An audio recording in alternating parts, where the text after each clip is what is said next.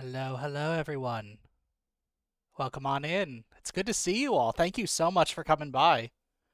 I see a lot of folks in chat already. If this is your first time here, my name is Rad Nomad. I'm a psychedelic DJ wizard. It's been a little bit. I don't think I streamed at all last week, right? I don't think that was really my intention. I definitely wanted to take at least the Monday off, but I kind of realized I wanted just the extra time to finish working on stuff for the cosplay and everything. So, hindsight being what it is, I am glad I took it off. But I'm happy to get back into the swing of things here. Um, I'm feeling, I am feeling simultaneously drained as hell from the past weekend, but also super, super energized. I think I was mentioning this with a couple people, but being in the same vicinity as a ton of super talented, driven, passionate, wonderful people is such a healthy thing to experience. And I think that absolutely needs to happen on a regular basis for people just to give you the kick in the rear you need to kind of think about what it is you want to do. Um, so I've been spending a little bit of today kind of, I guess, going over some of that in my mind, trying to think what I want to do next. But there's a lot of time to kind of talk about that later. So for now, I'll just say, welcome on in. Thank you for stopping by. It's good to see all of you. Hello. Virgil, you got first again. I think this is your seventh time getting first, so let me go ahead and do a quick update there.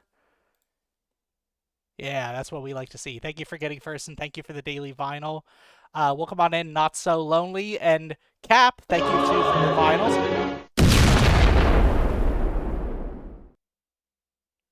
I tried to make a face there, but it didn't work. Oh, you noticed the badge. Well, thank you. Yeah, that is the actual badge that I wore to Offkai. Let me get into Vignon here. Yep, there's my badge. It allowed you to add like a little bit of subtext to it. So I just added my at my various ID here. Any and all pronouns. I tried to add my emoji here, but it just printed black, so that doesn't really look like a galaxy. But at least it got the black heart, so that was at least on point. But yeah. Um, yeah, I basically the badge and the necklace were fighting the whole weekend. Essentially, I'm trying to figure out how the hell am I gonna arrange the badge, and then I started adding stuff to the lanyard on the badge too. Um, I had a couple pins that I wanted to wear. One of them was an all pronouns pin, a button, and the other was my non-binary rainbow pin. Um, but I think just because of the weight of it, it kept flipping backwards. So I was adjusting shit the whole time I was at Offkai. Let's be real here, but. Oh my god, y'all. It was good. I had a lot of fun. Offkai was great. This is my second time going to Offkai. First time was Gen 1. So back when it was super, super new. Yes, thank you. Thank you. Um, so I'm gonna lower the music a little bit here because it feels a little bit loud here. Can't play a single VR game without it being straight 8-year-olds. Well, that's unfortunate. I'd recommend going to certain worlds where there aren't 8-year-olds running around. I certainly wouldn't want a VR with any 8-year-olds. But yes, as I was saying, first off, Kai I went to is Gen 1, right? So at the time, that was what 2022. I had just started watching VTubers probably mid to late 2020. And my entry point, I think some of you already know this. My real entry point into VTubing was Iron Mouse. Um, so I was kind of familiar with VTubers. Like I saw clips from the Hololive Japanese talents. Um, Korone was the main one that kind of kept popping up. I saw some Fubuki clips as well that made me laugh. Um, but I'm sorry to say, I'm not super well versed in Japanese. So as enjoyable as the translations were, once I started seeing Iron Mouse collabing a lot with Connor, Sea Dog VA, that's kind of when it started clicking, where I was like, oh shit, this is just another streaming medium, right? And through Iron Mouse, I got to know the rest of the VShojo talents. Neanners was also like one of the big ones that I was watching a lot of early on. Project Melody, I caught a lot of her stuff as well. And then kind of the adjacent ones, Iron Mouse the Goat, she absolutely is. And just the amount of shit she has done for charities, especially the Immune Deficiency Foundation, like is just it is incredible. And we'll get more into that as well because I was able to go to her panel while I was at Offkai. But oh my god, the stuff that she has accomplished is amazing. Like she's one of the most visible streamers and entertainment talents I think of this generation, and she 100% fucking deserves it. The amount of effort she puts into what she does, her brand, her style, just the constant like innovation and churn that's going through her streams. Like I don't follow her as closely as I used to, but God, like if you're a VTuber, you have to know who Iron Mouse is. Well, at least a Western VTuber, but certainly anyone who gets involved with it. I think Iron Mouse is absolutely one of those you have to know and learn about, right? Um, but what I was trying to say was after I got into Iron Mouse, right, another one of the talents I started watching a lot of at the time was Lord Athelston, who, for those who don't know, is a music producer and does a lot of music production streams. I don't know if that's his main focus anymore, but it certainly was when I started watching him. And that was, I think, the moment where it kind of clicked was like, I could stream and make music. I could do music focused streams. Like it seems kind of silly in hindsight because of course you fucking can. There are streams for music production, there are streams for music discussion, there are streams for like DJing and all that. Hey, welcome on in, Zoe. It's good to see you. Thank you so much for stopping by. Hope you've been well. Um so that was kind of the moment where I thought, okay, so that there is some sort of like viability in having a stream that's completely centered around music, right? I wouldn't start VTubing until much later, right? 2023. But when I went to Offkai, you know, I was aware of these talents, mostly V Shoujo, a handful of the Japanese talents as well, Hololive. Um, but I felt very much like a tourist. Like, because let's be real, like, no one, I don't have people IRL that are as into or follow VTubers as closely as I do, right? Which I guess isn't saying much because I don't even follow the larger talents as much anymore. But it was one of those things where I was going alone, right? And I had very little, like, I guess, personal involvement in the medium, so I felt like a tourist the whole time. I went to a couple panels while I was out there. I remember going to Hina Bobina's panel. I believe she was discussing basically like how do you start like growing your numbers essentially. And I mean it was a decent panel. I did go to Iron Mouse's panel, which was fun. She gave a little performance at the end of the night, which was very cool. My favorite panel from that day though was, and I am totally gonna blank on who all was at that panel, but Buff Pup and Elec. Yeah, I really should look who is this. It was Buff Pup's panel specifically on LGBTQ plus VTubing and content creation.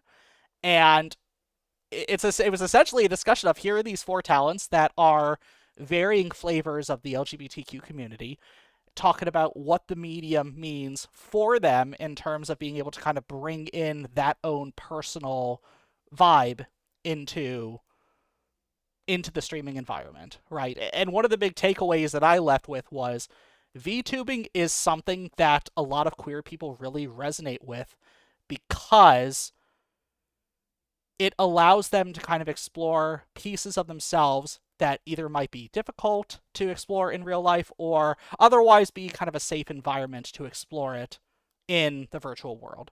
Your head's killing you? I'm sorry, not so lonely. That's unfortunate. I've been kind of battling a headache on and off all day as well. I've been trying to stay on top of my Advil here and drinking a bunch of water, but that can only do so much. I hope you definitely get some rest and take it easy, though. VTubing and queerness are so entwined. And that's the thing, right? Yes, I 100% believe that. I think it's my fault for trying to play Among Us on VR. Yeah, like any sort of game that's like VR, I feel like is super prone to just like motion sickness. Like the first handful of times I was in VR chat, like I just got so like disoriented in it.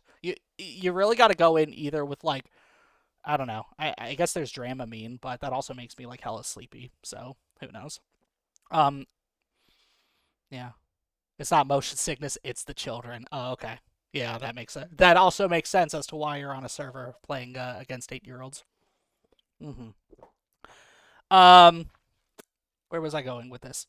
So, yes, VTubing, queerness, very intertwined. I wouldn't really know much more of that until a few years when I realized I was fucking non binary and everything kind of started falling into place, which also led me to experiment a bit more with my own appearance, right?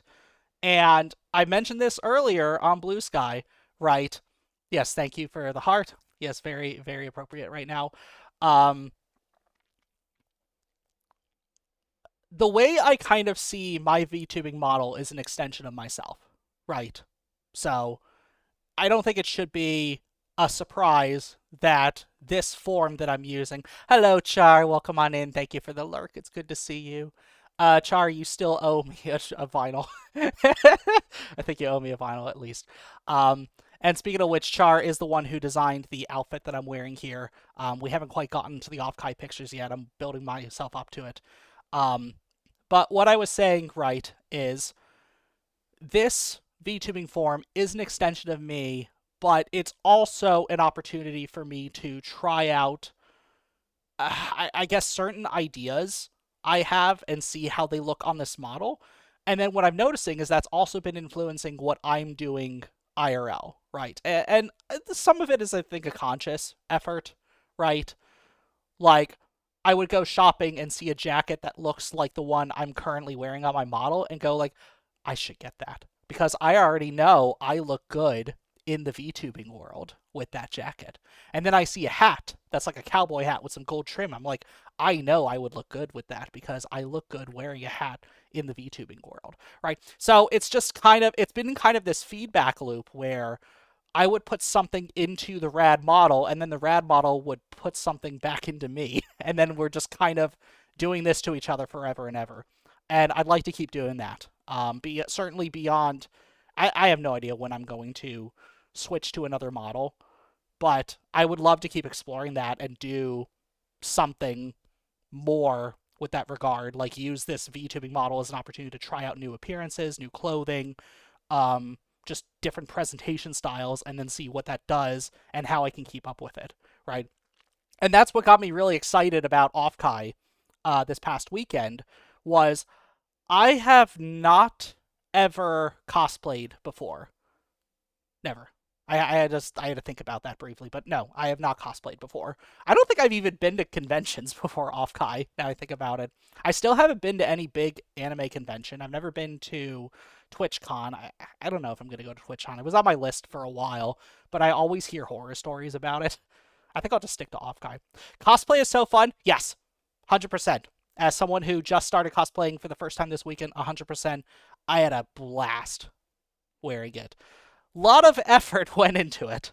You all saw how much I was dedicating streams to going over the stuff that I was ordering, trying out different pieces, making the decorations for like my hat and my jacket and all that, out of crochet, no less.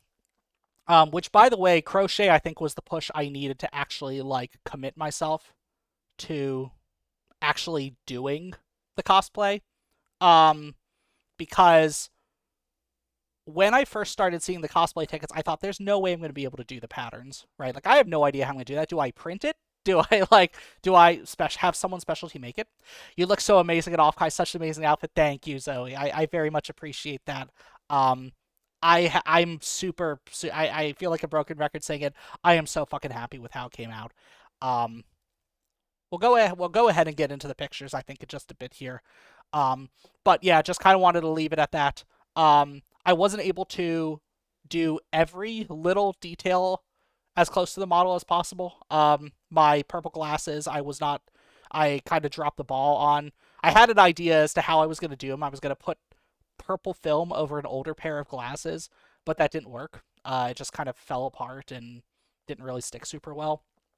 So I just wore my regular gold glasses that I wear every day because I wear glasses. Um, Other than that, like most everything else is on point. Um, so how about we go ahead and get into some pictures now? I think I've yapped enough in this introduction here. Okay, I think the first picture I have here is a panel. I won't start with that specifically. Um, where is my... There we go. Let's go with... Uh, I guess we could start with this, right? Puppet, yes. Um, So I guess I'll go ahead and start talking about this picture because it'll lead into the actual full body post that I uploaded earlier today. So I'm gonna start shouting out people because fuck it, every single person who's on this stage here deserves a shout out. I'm gonna be shouting out a lot of people here. I'm just letting you all know in advance. So first one, uh, Nilbog Live. Um, that's not the right command. Shout out Nilbog Live. How about that? Let's try that. Perfect. Yeah. From left to right, Nilbog Live. This is Goblin. No, I did it again. Sorry, y'all. My brain is That's no. Do not follow that. I don't know who that is.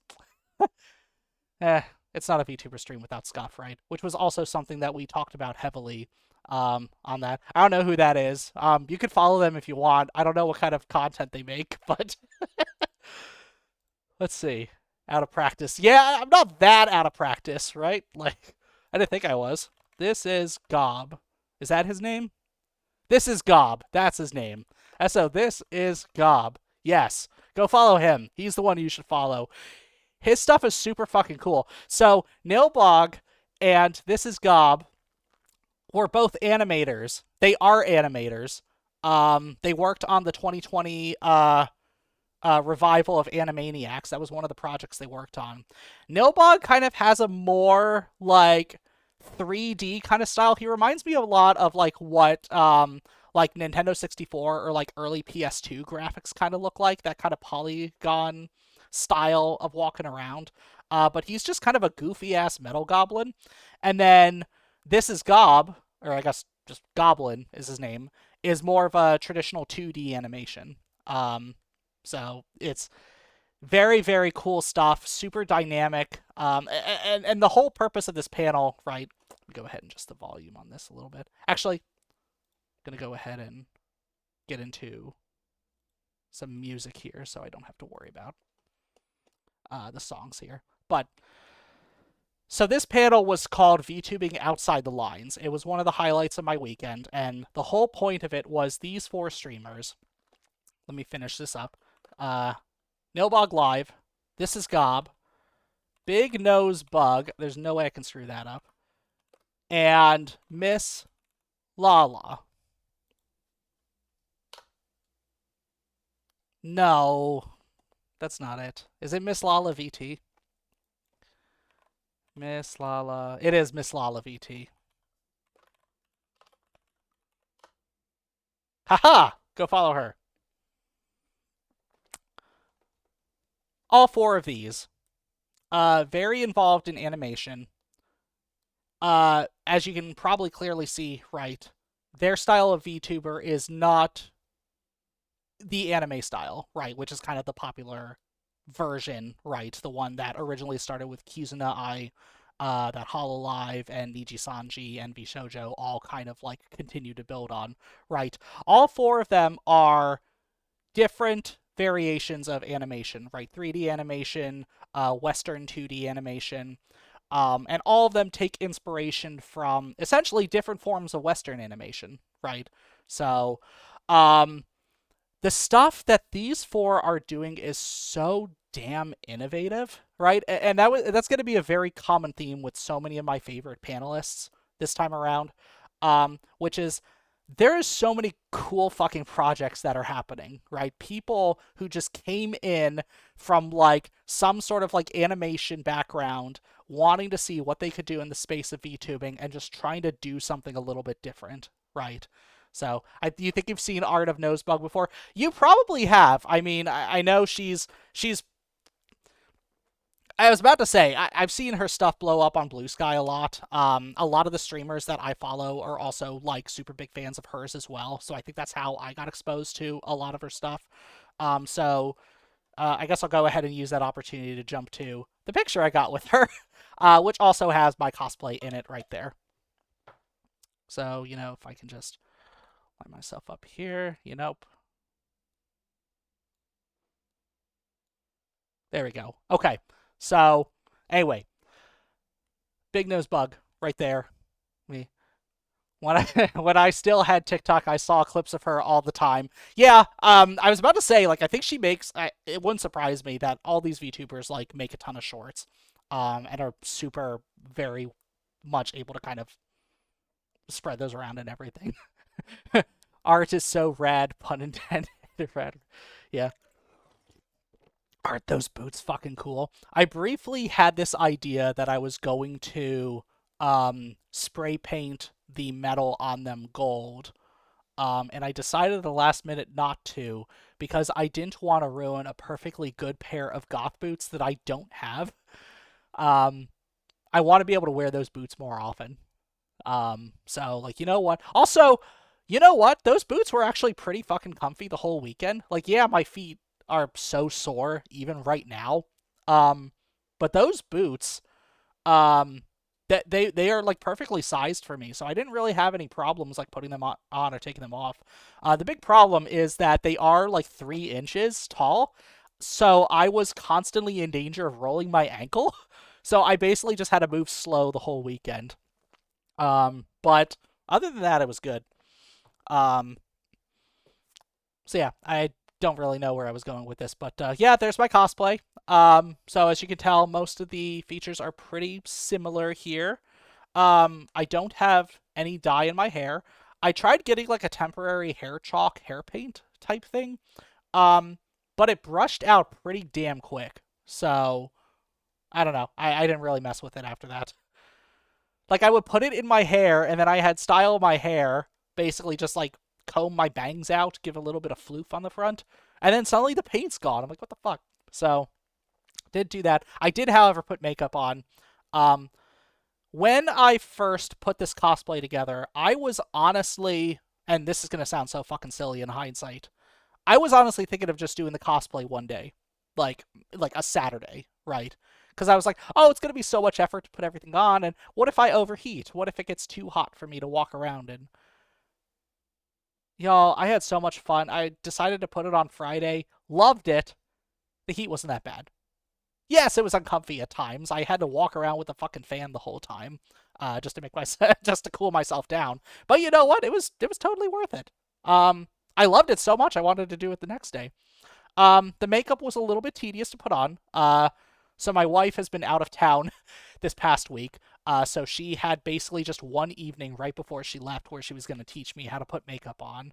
I think I did a good job putting it on. Um, so that is a layer of foundation. That's some kind of dark eye shadow and eyeliner.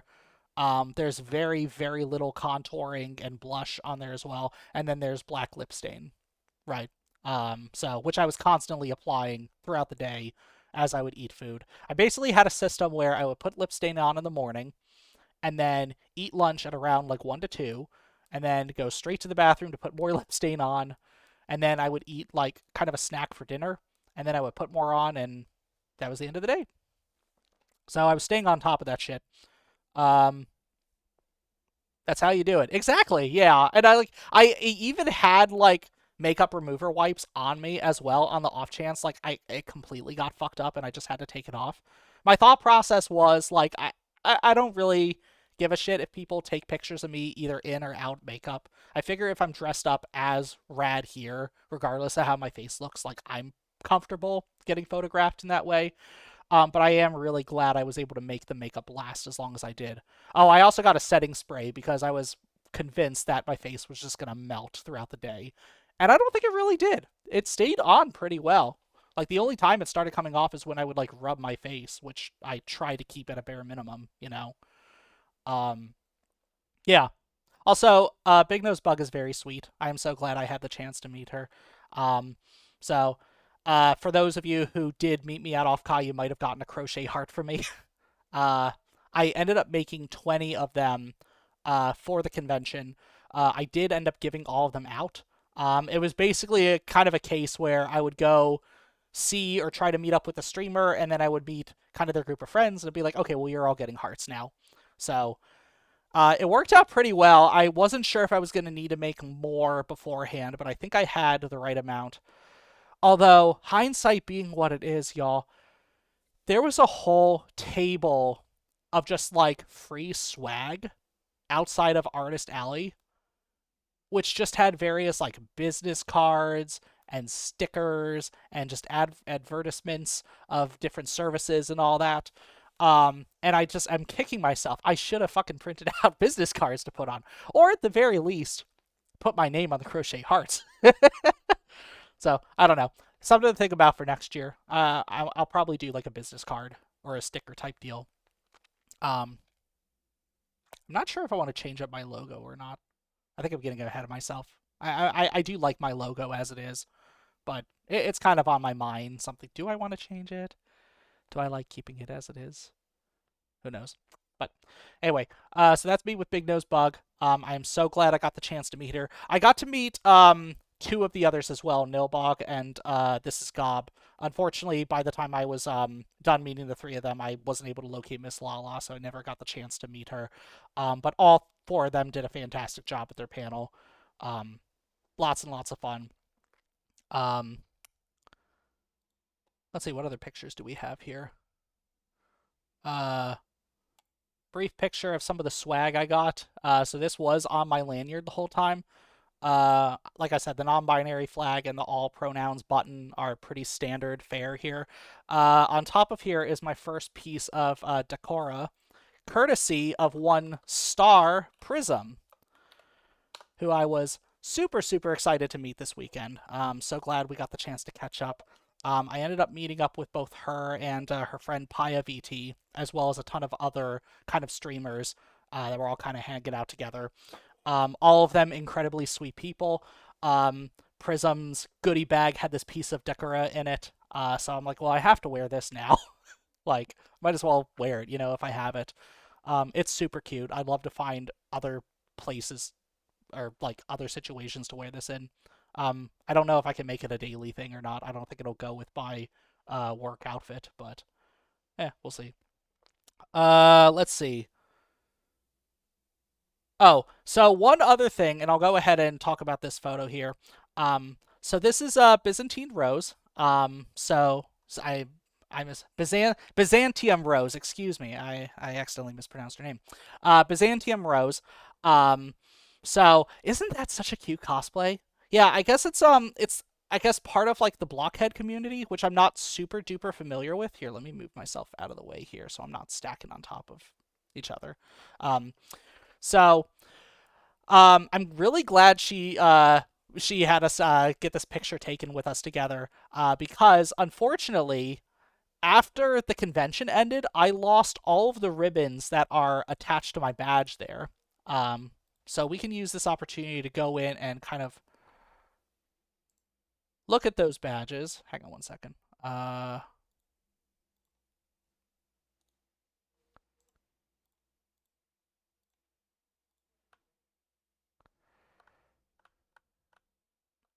You're not gonna let me zoom in. Rip the ribbon, such a cute pic, isn't it? Yeah. I'm very disappointed that I lost the ribbons. I was considering like taking them off and saving them for next year, but now I actually have to go back so that, I can get more of them.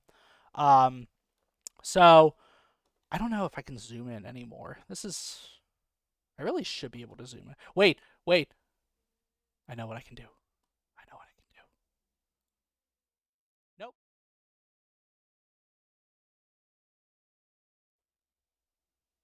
That wasn't it. And I'm big again.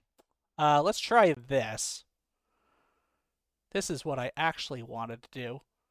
Haha! Now you can see those. Let me make them a bit smaller here. There we go. A little bit more, a little bit more, a little bit more. Perfect. Okay. works. So there's our there's our ribbons. So from top to bottom, the first one is the ribbon I got at VTubing Outside the Lines. So you can see the foreheads of Miss Lala, Big Nose Bug, This is Gob, and Nilbog. Next one is Hazmat, which I don't quite remember what exactly it was for. I think this was a trade. I gave someone a heart and they gave me this ribbon. 0% Brat. I'm not going to confirm or deny whether or not that's true. I got a pink variant of the ribbon from Gob, and then Gob also gave me a Con Orgy Participant, which was my personal favorite of the ribbons I got that weekend. Days Since Stream Scuff, since is spelled with two E's if you can't tell there, was something I picked up from Runix's booth, who I'll be talking about a little bit more in this stream. And then the last one is the ribbon I got for the closing ceremony. There was another ribbon for the starting ceremony that I unfortunately wasn't able to make because there was a long fucking line to get into the convention. So, you know, unfortunately I had to miss that one, but it's okay. I got to see a bunch of panels anyway on the first day. Okay, let me go ahead and fix this screen here. Uh-oh. No, come back. That is not what I wanted to do. That's dumb. I literally just scrolled the... I literally just dragged the browser too far from the screen for me to actually grab. So let's go ahead and make a new one.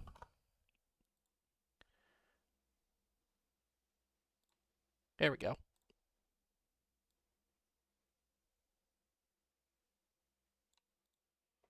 You've done that. It's just lost in the ether now. What the hell? Okay. We're back, y'all. Yep, so I showed that one. That's my merch pile. I'll show that one in a bit. I think I had a couple more photos here. I already posted this before. I'll just go through it one more time. The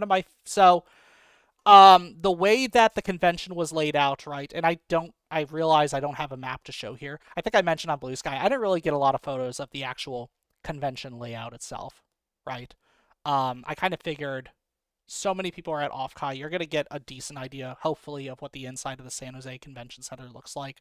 But the gist of it, right, is you enter into the convention center and you're immediately faced with either sets of stairs on either side or kind of an entryway where you can enter and then make a right turn, and you find escalators going downstairs, right? So downstairs are where all the panel rooms are.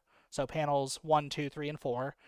Upstairs is where the main stages are. So there's a main stage, and then there's the artist alley and the exhibition hall, where you can find the artists selling all their stuff, as well as all of the kind of sponsor panels.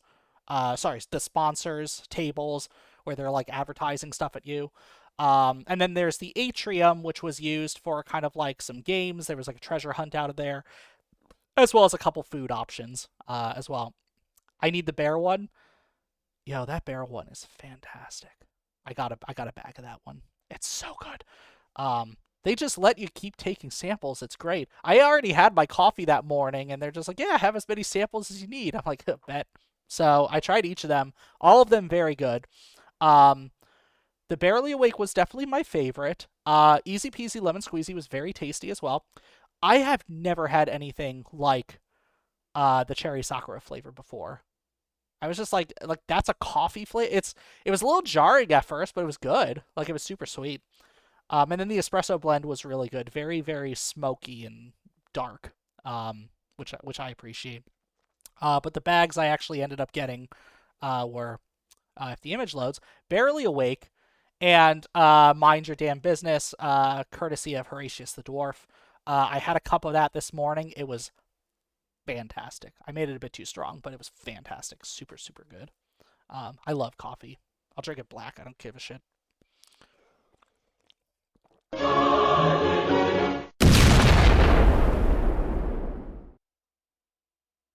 Thank you for blowing me up.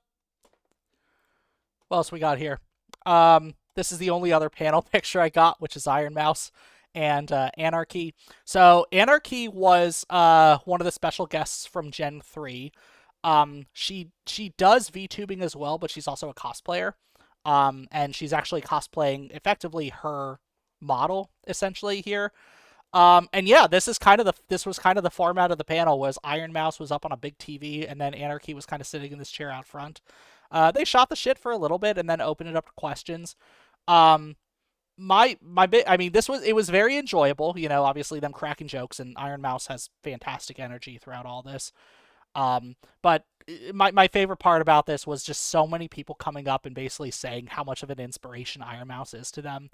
And I don't like Iron Mouse has to know at this like she has to have some inkling as to how much she's influenced people in the VTubing scene. You know, like I would find it really hard to believe that she is completely unaware. And she plays it down a lot.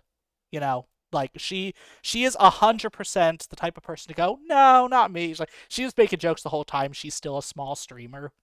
It's like I mean, yeah, it's cute and all that, but she pretty mid-level in her career was talking about how her big goal was to turn everyone into VTubers. Like she's made that comment so many times throughout um essentially just throughout her history, right? So, and I mean like I wouldn't be surprised if there are literally hundreds, if not thousands, of people who started VTubing specifically because of Iron Mouse. I mean, I go as far as to consider myself one of them. Like, Lord Athelstan might have been the one to kind of show me that music streaming was viable, but Iron Mouse was the one to kind of plant that seed initially, right? Or give that spark, however you want to call it. Um, yeah, fun panel. I really liked the chemistry between them. Like I said, they were kind of just bouncing off each other the whole time. I think the only other picture I have in this set was one of my go-to lunch dishes, which was a essentially a beef bowl with steamed vegetables, rice. I think there was a braised egg. It was okay. I'm not like a hard-boiled egg kind of fan, to be honest. I took some bites of it. It was okay. It's just not my favorite thing. There was some egg mixed in with the beef and some onions. It was fantastic. So this was basically my lunch. All 3 days of the convention was a bowl just like this. Pictured here is a lychee green tea with lychee jelly bits at the bottom there. Very very good. Now, what's not pictured here, I unfortunately wasn't able to get a picture because the day I was getting a picture, they closed up early. There was a taiyaki stand. So they were selling fish-shaped waffles with a ton of different fillings in them. The fillings that I tried were the pepperoni pizza filling. So it was pepperoni and mozzarella cheese and sauce. There was a red bean filling. There was an Oreo filling. All of them were super fucking good. Like that was my dinner. Was basically those like fish waffles, the taiyaki. There were other flavors too. There was a Nutella filled one. There was a moderate, not moderate, pepper jack. Excuse me. There was a pepper jack cheese one, and then I think there was an American cheese one. Um, yeah, they were fantastic. I very much like that. I love taki so. I have taiyaki so much. What yummy feelings. I I don't know if I had taiyaki before.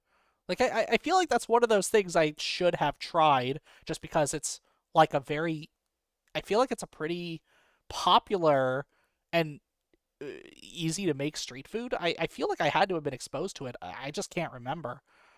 But it was fantastic. I mean the ones I had at Offkai were very, very good. Um, yeah, I definitely wanted to. The Oreo and the red bean ones were the one I wanted to try, but I feel like I needed to be at least a little responsible with my food and have like the grown-up pizza flavor first. Um, we're already getting towards the end of the pictures that I had prepared for this. So I guess what I'll kind of start getting into next is the swag that I picked up here. So some of them were from trades, right? Some of them were, oh, I have a crochet heart to give you. And they're like, thanks, here's this. Others are pieces that I purchased or kind of offerings from the swag tables, right? Um, so let me actually pull up. Oh, duh. The alt text has it. Yeah, so postcards here. Namimi Yane and Berry Bug. I love the sticker that says you did not miss. I love that too. That was so funny. Um, and Shark-Sided is not someone I was as familiar with prior to going to Offkai. But I looked up their profile afterwards and saw, like, hey everyone, so I'm not going to Offkai, but you do have a chance to pick up a sticker that says so.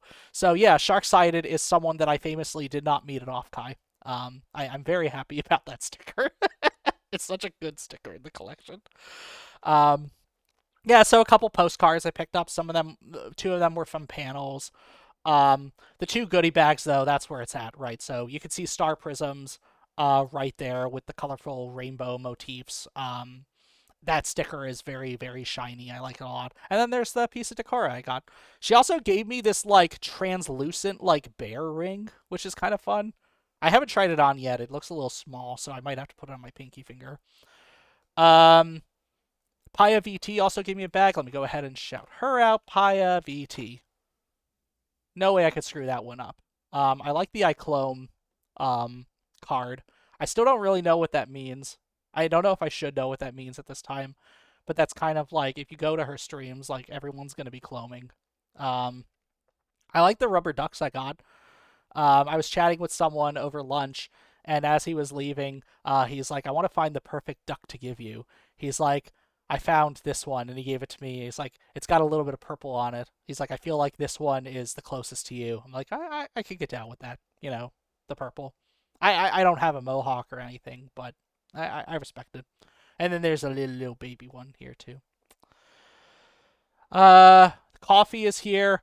This fan in the bottom right corner was my lifesaver. That was literally the only thing keeping me from melting walking around the convention center. So everyone say thank you, fan. It's branded Tomoe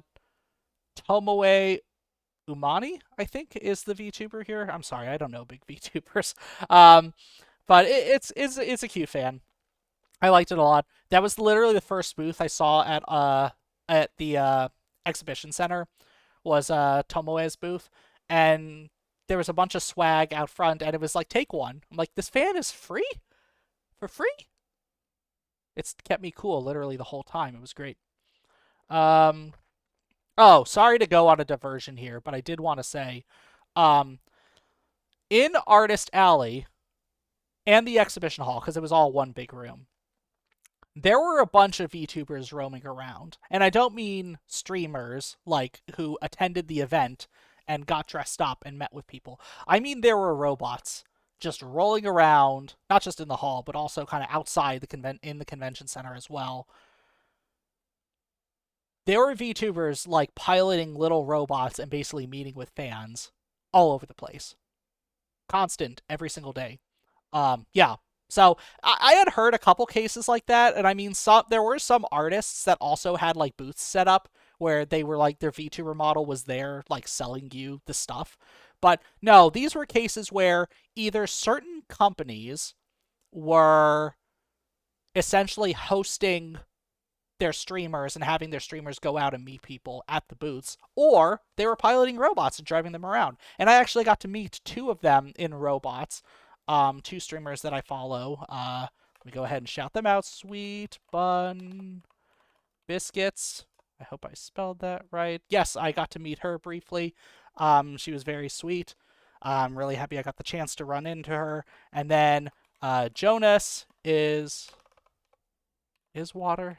Let me double check before I start shouting out random people again. Yep. Jonas is water. I've seen the big screens that you can meet live, but never robots. Yeah, and I mean, I'm using robot kind of loosely here, right? It's literally a screen on wheels. But the thing is, right, the streamers can control them, right? So there's a couple different kinds. There's either the basically iPad and mic combo that handlers are actually like actively getting up and carrying. Maybe it's on a tripod, so they set it down so it could just stay there and you can talk to them. But then there were also basically like screens on wheels that the streamers themselves were driving around, so they could be like, "Oh, I want to check out this booth," and just roll over to the booth to go check it out. Be like, "Oh, what's this piece?" And I mean, they all had handlers, where the handlers could like pick up like something off the merch table and like put it in front of the camera. They'd be like, "Oh, that's pretty cool." So, yeah, that was awesome. I really liked all that. Um, let's see. What else do we have here? We got a lot of stickers here. I did want to shout out one more person on this screen here, which was Blanc. So I did end up seeing his panel, which was fantastic, and I will get into that shortly. Good to see VTubers against Ice. Yes, let me go ahead and shout out. Let me get their name correct here.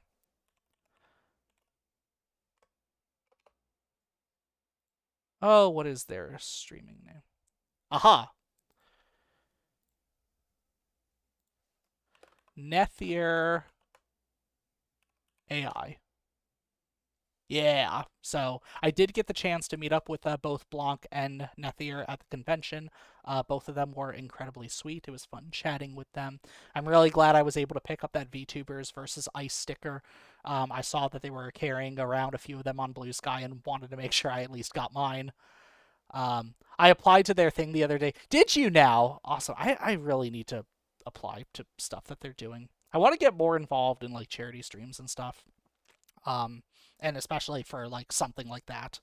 I 100% support their cause. Um, but yeah, so this is all the stickers and stuff I got. Um, I'm gonna go ahead and shout out. Does Runix have a streaming profile?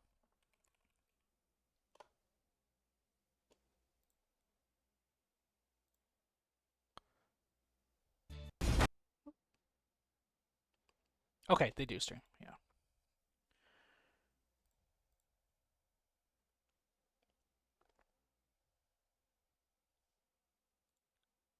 Sorry, all 1 second here.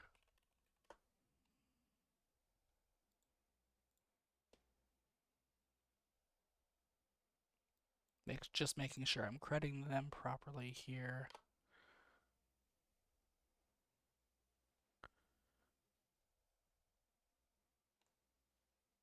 Okay. Yep.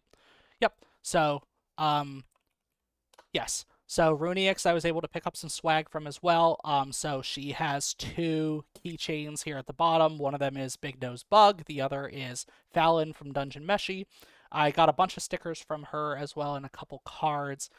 So she had a booth at the exhibition hall on Sunday, and it had one of the larger lines compared to most of the other um, most of the other tables that I set up. So very, very much good for Runix for being able to draw that kind of crowd there.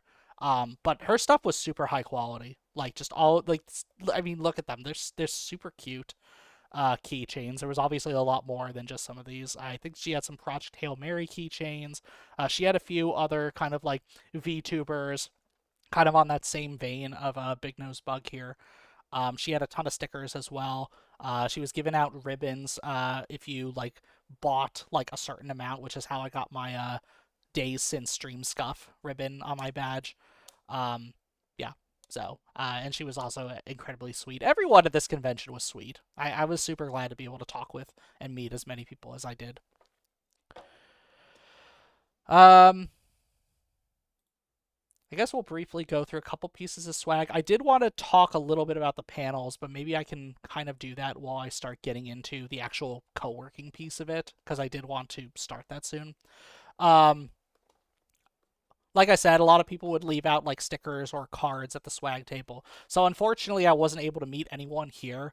A handful of these names, like I recognize, Pocket Paris, Violet High Tempo, Lawler Hicks. A couple of these cards weren't people I recognized, but I liked the style and I'm like, I might give them a shot. Check them out. Um, so yeah, I don't know. I hope I can meet all these people at Offkai next year. That'd be pretty dope. Cool T-shirt by Renalucent. Um, so let me go ahead and Renalucent. Shout out Renalucent. Yep. So this was a print she made. I believe it's based off of the streamer Hoshimachi Suisei. Because she put out an album called Prima Donna, so I think it takes some of that aesthetic. But she's layered over like some additional images on top of it. She's added this text. Do you feel it? As the door opens, we jump into the changing world. It's a very much a vibey shirt. I liked it. They only had one large left. I had to get it. You know, that's just how it goes sometimes. And then last but not least, a wall scroll of the one and only free Ren by Melty Rice. Does Melty Rice stream? Yes. The answer is yes. And now I'm following them. Shout out Melty Rice. Um, yeah, their art took my breath away. Like they had some of the highest quality. Um, she had some of the highest quality art that I had seen. Everyone had fantastic art at this convention, uh, but so much of it was VTubers that I don't follow super closely. I'm like, well, if I'm gonna get a print of something, I want it to be like something that I connect with and resonate with, right? Like I understand that I'm not gonna be seeing like streamers of the same caliber necessarily portrayed in these big, as myself portrayed in these kinds of uh portraits or prints or whatnot. But I like to find someone that I could take home, and obviously Freerin was up to the challenge here. So yeah. So yeah, super glad I got to take this home. It's super super pretty. This foil here is pretty shiny in the corners. And that concludes pretty much all the photos that I wanted to go over. We are already almost an hour into stream. I see ads are coming up pretty soon. So what I think I'm going to do is I'm going to go ahead and start ads now. I will go ahead and start talking about the panels as well, but I'm also going to start the co-working piece next. I'm basically just going to take stickers that I got and put them on my Offkai water bottle. That's the stream. So we'll go ahead and get into that in the next few minutes. Feel free to use this time to get up, stretch your legs, get some water, come back in 3 minutes. I'll see you all later.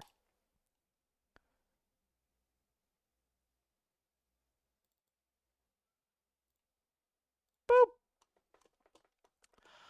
Uh, on one hand, I feel like I need to give my voice a break, but on the other hand, it's like, do I really need to? I could just keep talking forever, right? There's no repercussions of that.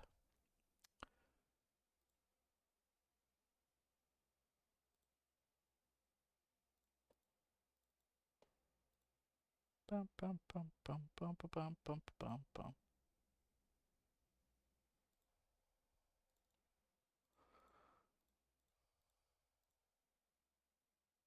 There we go.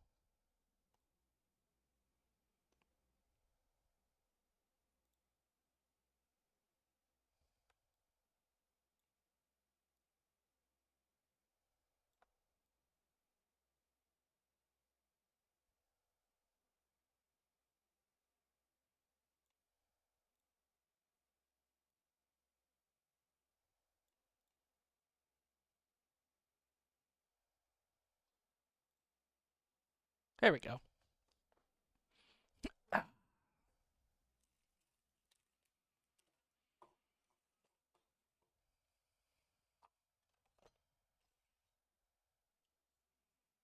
gonna put this rad over here.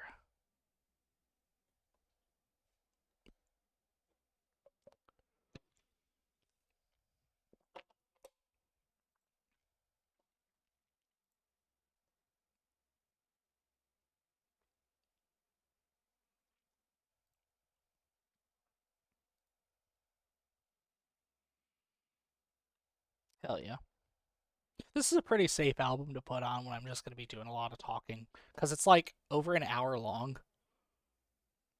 and it's all just super vibey instrumental music.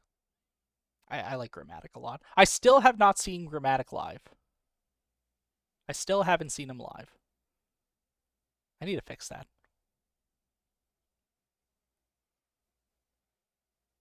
Because I love his music so much. I'm sure he puts on amazing live shows. I don't know if he. I think he brings musicians to jam on stage with him. Like, I don't think it's as elaborate as Pretty Lights or anything, but I think he's got like a guitarist, pull out a saxophonist, you know.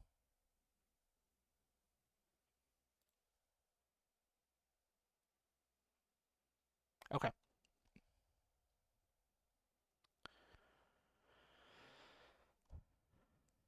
And it looks like ads are just about done here.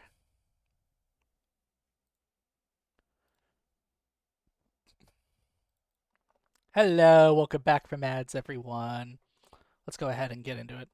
So, as you can see, we have my little table here. Little rad right there. And here's all of the stickers and stuff we have to work with in this little pile here. And last but not least, we have an Offkai water bottle. So my plan is basically to put stickers all over this water bottle. I'm going to be perfectly honest with y'all. I collect a lot of stickers. I don't do anything with them. They end up just sitting in a pile somewhere on this table, and I don't do anything with them, and it's like, well, what's the point of getting stickers if you're not going to put them on stuff, right? So I thought about it briefly, and I thought, well, I'm getting all these stickers. It'd be nice to put it on something Offkai related. Get a sticker book. You're onto something there, Cap. You're onto something. That's a really cute idea, too. I'm going to preface this by saying I'm not going to put all my stickers on the bottle, but I will put a handful of stickers on it. I don't know. There's something cute about being able to kind of create like a living totem to all of like the experiences I had at Offkai that's also practical in some way. So I think I'll go ahead and just put it on there. Yeah, and I figured that's what we can do for co-working here. I don't know if we have any people who are in the Discord here, but I will go ahead and pop onto the VC if people want to come in and hang. I am still going to keep talking about Offkai, though. Just be aware of that. How are we on sound? Okay, yep, that looks good. Let me quickly bring up...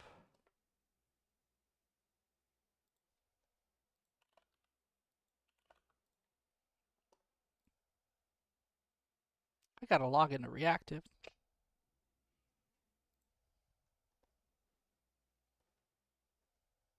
Okay, there we go. Oh, good. Okay, so, go ahead and start dumping out some of my stickers and stuff while I go ahead and start talking about the panels. So the cool thing about Offkai was that the panels, um, the website itself has an app that basically allows you to bookmark your panels, and then you can go back to the website to see which ones you're actually interested in seeing versus the whole schedule. So these ones I bookmarked here are all the ones that I actually was able to go and see, and I can at least talk about with some amount of knowledge as to what they were about, right?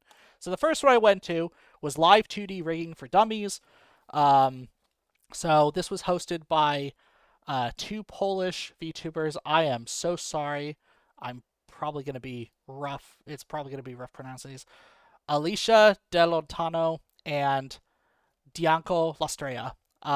So the whole purpose of this was Alicia is a very, very talented model rigger. So she's been working with that for several years now. Um, and she wanted to showcase just some very basic things about rigging, right? She already had a pre-setup of like kind of this goofy head on top of like, I think like kind of like a llama body essentially, and then a hat on top of it. So she went in and basically was like, here's the components of a rig. Here's everything we need to add. Here's different considerations. What will happen if I change the rig style on this? And then Dianco was the quote unquote dummy, right? She was the person who didn't know anything about rigging and would be asking questions as to how things worked. They had very good chemistry with each other. It was very fun seeing them kind of bounce off of each other. I will say that a lot of it kind of went over my head because I don't know shit about rigging. But the big takeaway is everything is triangles. Basically, you put points all over various layers of 2D graphics, and those create these kind of triangle shapes that you can then kind of move around, right? And every time you're essentially putting, I guess, masks is the term, or meshes. You're putting meshes over 2D graphics such that when you start dragging points around, you deform the art underneath it, right? And that's what gives the illusion of motion in a live 2D model. Um, so Very, very cool stuff. I did enjoy that panel. Some of it just went over my head, but I'm really glad I was able to see that one, you know? Okay, I'm going to just focus purely on stickers, I think, here. Like I said, I'm not going to do all of them, but I'm at least going to take them all out here. Next one, Max Appeal, Defend Your Taste with Namimi and Barry. So the style of this panel was these two streamers were acting as judges and inviting members of the audience to essentially come up and debate one of two positions, right? So the basic idea was like, for example, what is a better streaming category? Zatsudan, just chatting, or gaming? So they would invite one person up to essentially debate for the side of gaming, and then they would invite someone up to debate the side of Zatsudan, and then each person would get the opportunity to rebut what the other person was saying. Right. So it's essentially just kind of like a nice, fun opportunity to debate. And at the end, right, the crowd would essentially vote by cheering which one they thought did a better debate, right? And the key thing here was you don't have to agree with the position. You just have to vote for which you think was debated the best. Debating my worst fear, lol, but it is fun to watch. And that's the thing, right? Is I'm not a big fan of debating either, mostly because I don't really like how competitive people get with it. I also think most people, or maybe not most, but a lot of people just debate in very bad faith. So I try not to like really get involved with that. But it was very nice seeing how passionate people were in debating at this panel, right? And there there were a couple cheap shots, mostly just like catching people on technicalities. They were being like, "Oh, I caught you in a logical fallacy" and all that. But for the most part, it was just like, "Well, this is something that's enjoyable," and it's like, I see your side, but on the other hand, this is better for this reason. So, other categories of debate included Tsundere versus Yandere. Yandere won hands down. There was no way anyone was gonna. There was no way that was gonna lose. The person who stood up to debate it was just super, super passionate about it. What else was there? Bug tubers versus what's it called? Kimono Mimi? The style of VTubers that have cute animal ears. I might be pronouncing that wrong. Let me check. Kimono Mimi. I got it right. Kimono Mimi. That was the first time I had heard that word too. Holy shit. I'm a genius. Um, so yeah, good panel, good fun. It was exciting to see people kind of do that kind of debate style, and the judges were super into it as well. A lot of talk about Disco Elysium for some reason, which made me happy, given that I love that game. I don't really know why. I think it's because one of the streamers was doing Disco Elysium at the time, so I think that was trying to appeal to them to be like, hey, I know the game you're playing. Won't you think my position's better if I bring it up? It's like, you can't sway the judges like that. Nope. The language of VTubing from Oshi to Zatsudan. Okay, so this was a contender for my favorite panel of the entire weekend. So this was by Blanc, who I already shouted out, and whose stickers I have literally sitting right in front of me. Like, that's Blanc's face right there, with steam coming out of his nose. Um, for those of you who don't know Blanc, and I didn't know this going into his panel either, Blanc is professionally a linguist. Like, his study is on the origins and evolution and modernization of language. Oh my god, and it's something that he brings up in his streams a lot, apparently. I really need to attend more of his streams. But he started off with a very simple example. This is a wug. Doesn't really matter that you might not have heard that before, right? I tell you this is a wug. You could accept that, right? I have one wug.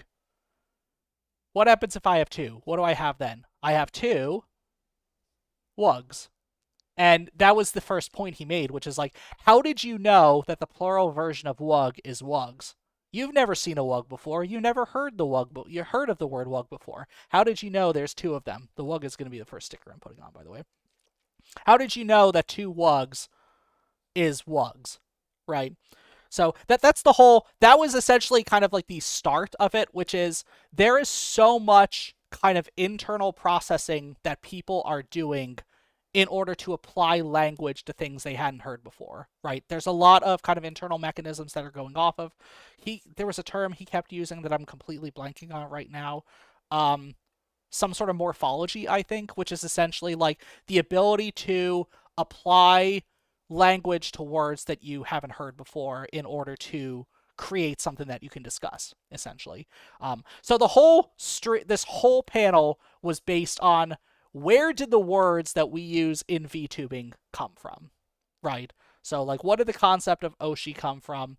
And Oshi is apparently a derivative of the word osu, which is a verb in Japanese that means to champion. So Oshi is someone that you champion, right? So it is someone that you root for, that you want to succeed, that you want to give all your energy to make sure that they do their best. That is your Oshi, right? Why do we use the word Oshi? Why don't we use the word champion? Or why don't we just use the term favorite streamer, essentially? So, and that kind of got into the next point, which is that the language of VTubing isn't just isn't just words borrowed from Japanese, and it's not just like it didn't come out of nowhere, right? The fact that yes, these words have their origins in Japanese, but they also stand for just the fact that this is a coherent language isn't the right word. I think register was the one he used. I am having trouble peeling this. What's going on? I've just been fiddling around trying to find. Come on, Wug. The Wug's fighting me. I might have to start with something else.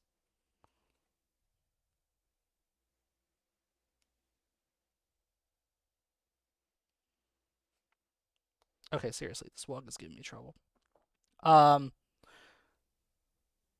but yeah, so what he was kind of getting into was that one of the kind of cool things about language is that, or register as he calls them, right, is that people who speak in that register, right, will do it as a way to connect with other people in a specific niche, right? The fact that you and I, speaking right now, know what an Oshi is a sign that we are both involved in the VTubing space, right? We both know what VTubing is, we know what an Oshi is, and that allows us to connect each other as members of this kind of like VTubing niche, right? It is a way to signal to other people, I know what an Oshi is, therefore you could talk to me about Oshis and other aspects of VTubing, right? So that was a lot of what the kind of stream was about.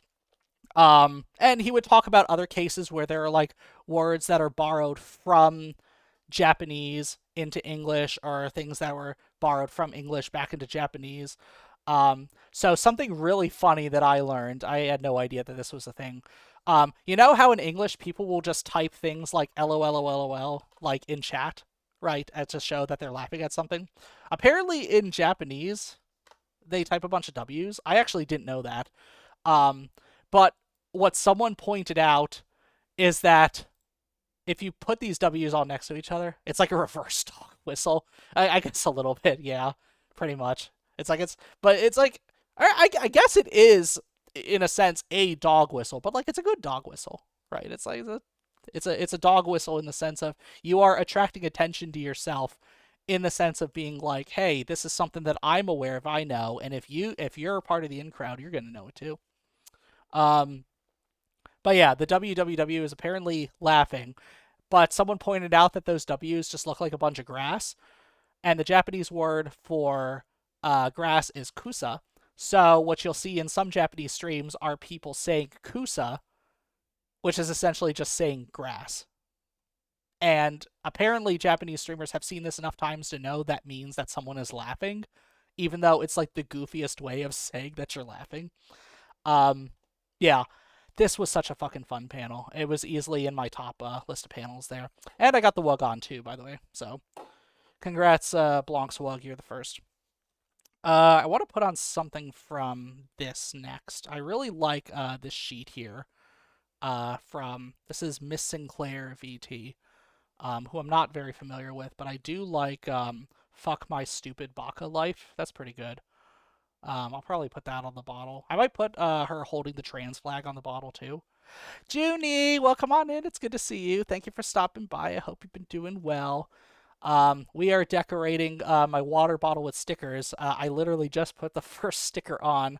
Uh, this is a creature that Blanc made called a wug, just a cute little bird guy. But yeah, I'm also going through and talking about some of the panels I saw. Uh, oh my gosh.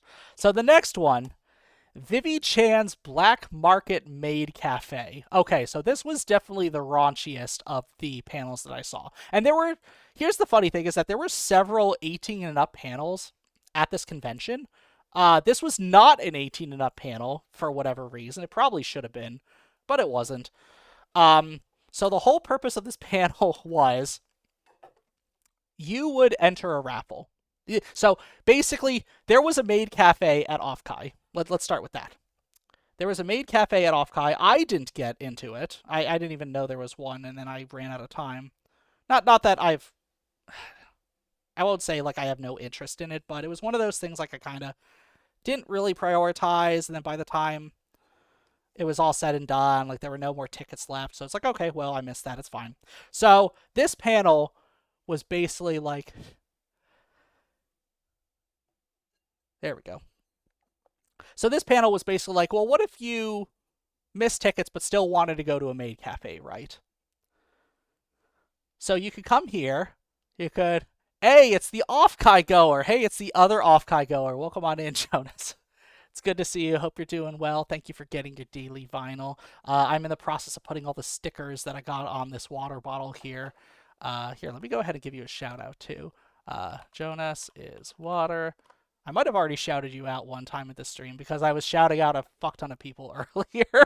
Just talking about all the pieces that I picked up, all the wonderful people that I met this weekend, including yourself. I hope you are doing well tonight. Let me take a sip of water here.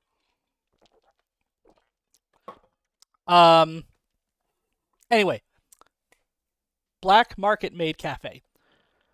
You can see all the names here. Bibli Darling, Goddess Reverie, Camilla Bombette, Kira P, Pixie Prototype.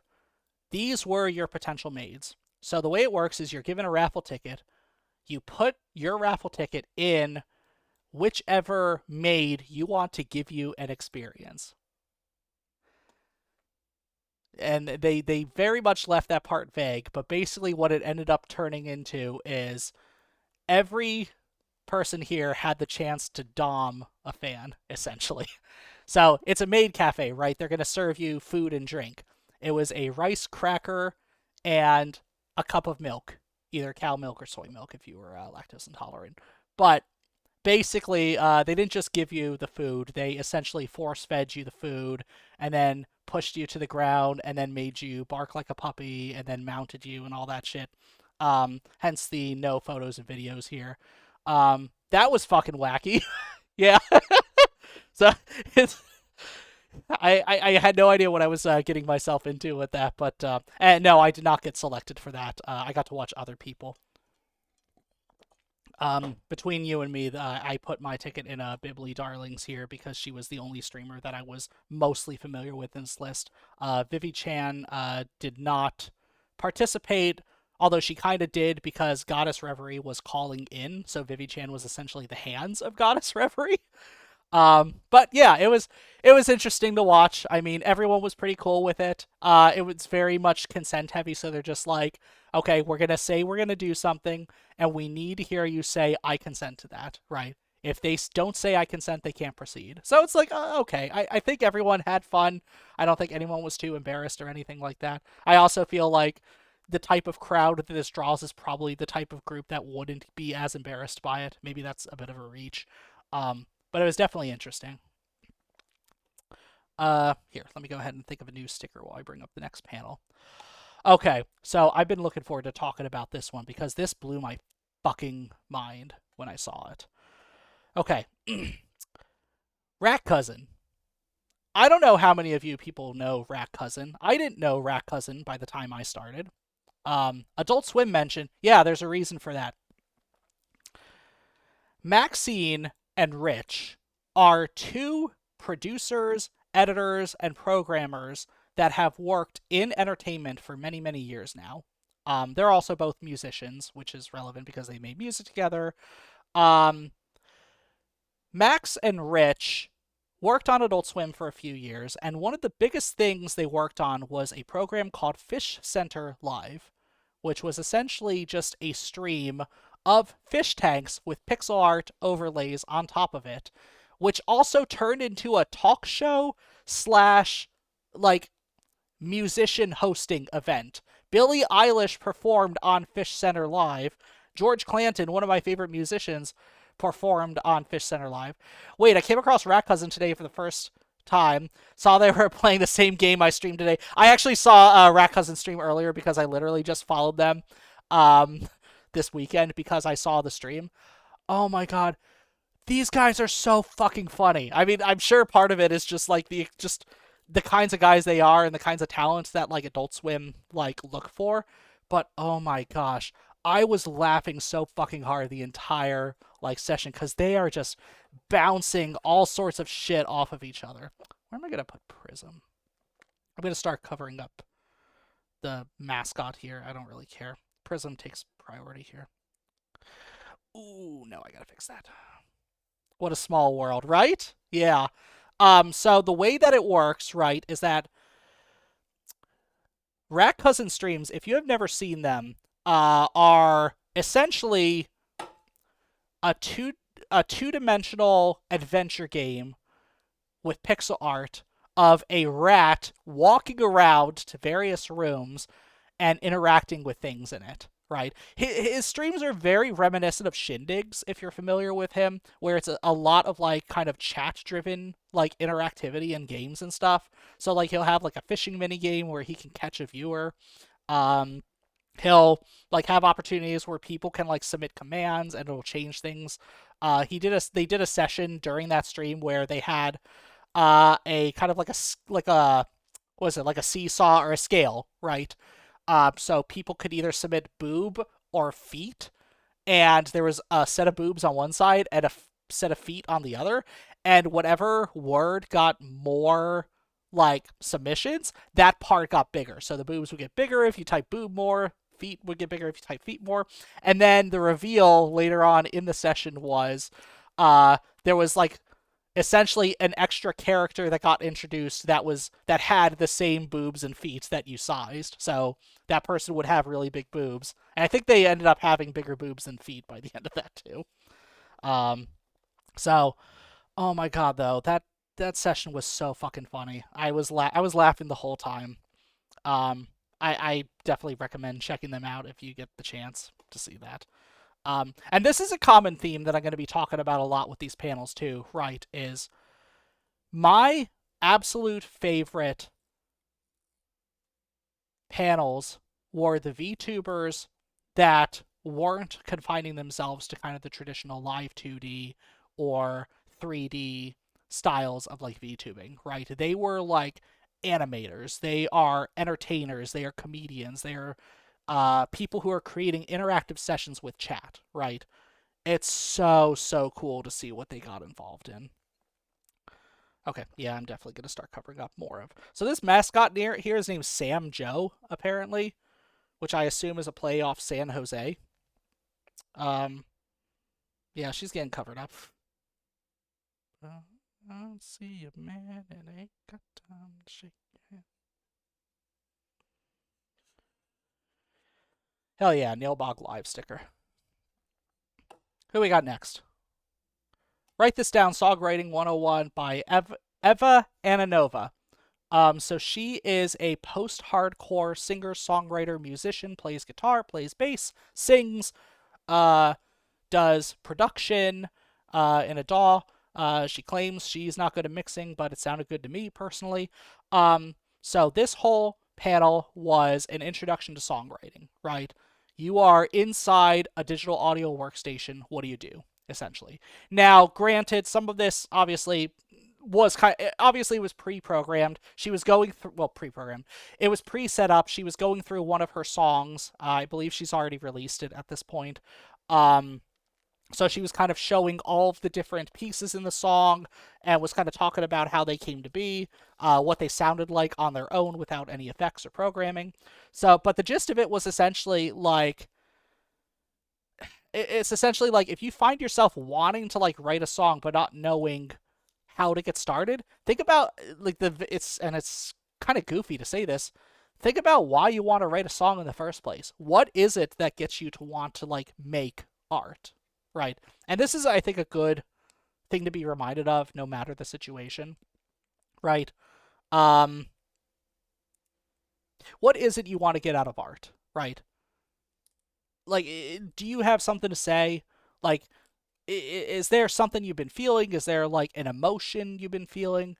Is there something you want to pay homage to, like some piece of art you consumed, a song, a game, a TV show, a book, an experience you had while walking around in the great big world? Like, what is it that you want to communicate with your art? Like, and that is so very important. And honestly, it's something I overlook a lot as well.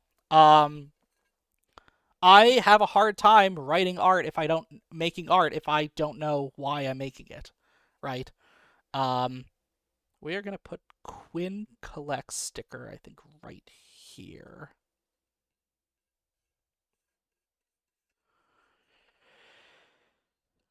I like toxins. My dream is eat dirt. Thank you, Quinn. Yeah, Quinn was also really sweet. I got the chance to meet her. I believe she mods for Big Nose Bug and a couple others as well. Um, all right, what else we have? I should put a Paya sticker on. I haven't done that yet. Ooh, so many good stickers. Yo, what Paya sticker should I be on? Should I put on? Here's our options. Here's our options.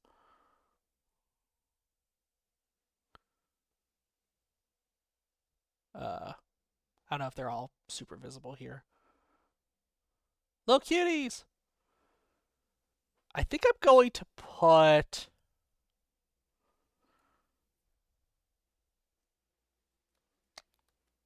I think I want to put this one on. I like how goofy it is.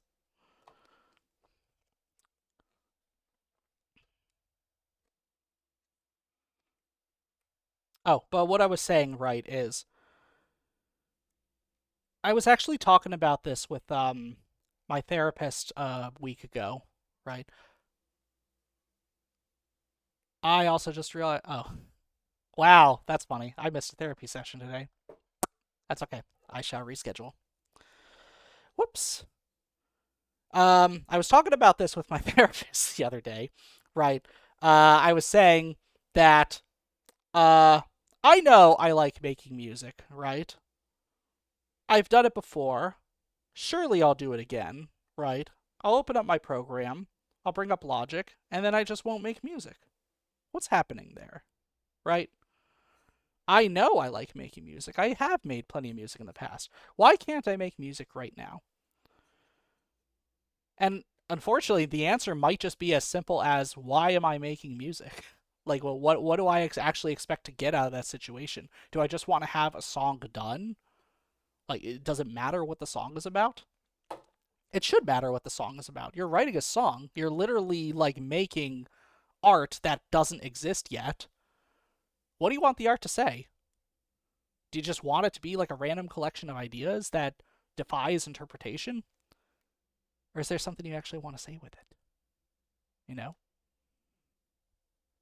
I've been thinking about that a lot today as well. What do you want to scream about? Exactly. Yeah. What existential, ephemeral experience did you encounter today that is worth screeching about into an oral or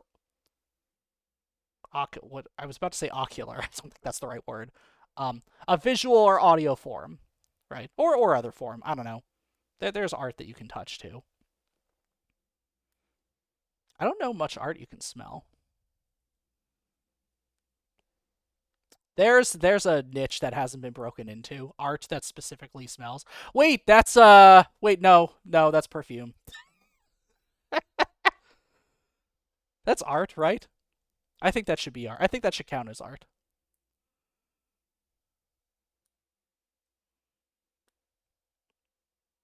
I want to meet a smell artist. I don't know anything about what that means. I want to meet that, but I want to meet someone who has called themselves a smell artist and see what they've set up in a museum. I want to experience that. Why can't I get this cat out? Fucking cat.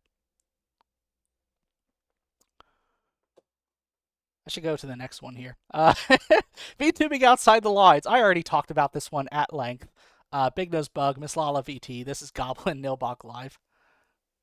Dogs are the target audience of smell art. They are probably the most discerning connoisseurs of the genre, I'm sure. We have a lot to learn from them. Bug, yes.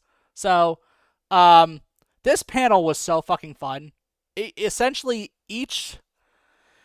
every single presenter here essentially just talked about like, hey, here's my form of the art, right? Here's what I'm doing, right? So like Nilbog is doing all the stuff in Unreal Engine so that he can kind of play around with like physics in like 3 dimensions.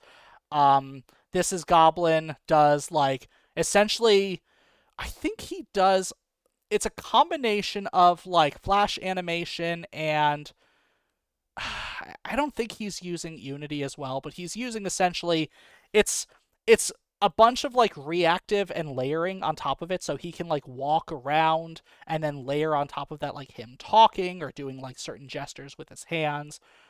He has a really good video that kind of shows what the process looks like that he posted on social media just before Offkai. I 100% recommend checking that out. Big Nose Bug, I think, is using something like Unity now.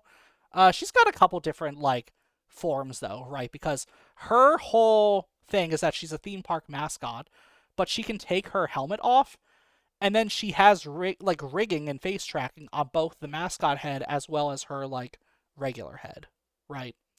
Um, so so a lot of that is going to be like, okay, well, where's she going to take that next, right? I know she wants to come up with like I think 2D model that's kind of a more traditional mascot where it's like her actual head is peeking through the mouth of like a bigger mascot. Let's go ahead and put on this one next. I need to remember who that is. Do I have Blanc's cards here? Oh, Slugwave. I did not actually get the chance to get acquainted with Slugwave while I was at the convention, but I do like her sticker a lot, so it's going on the bottle.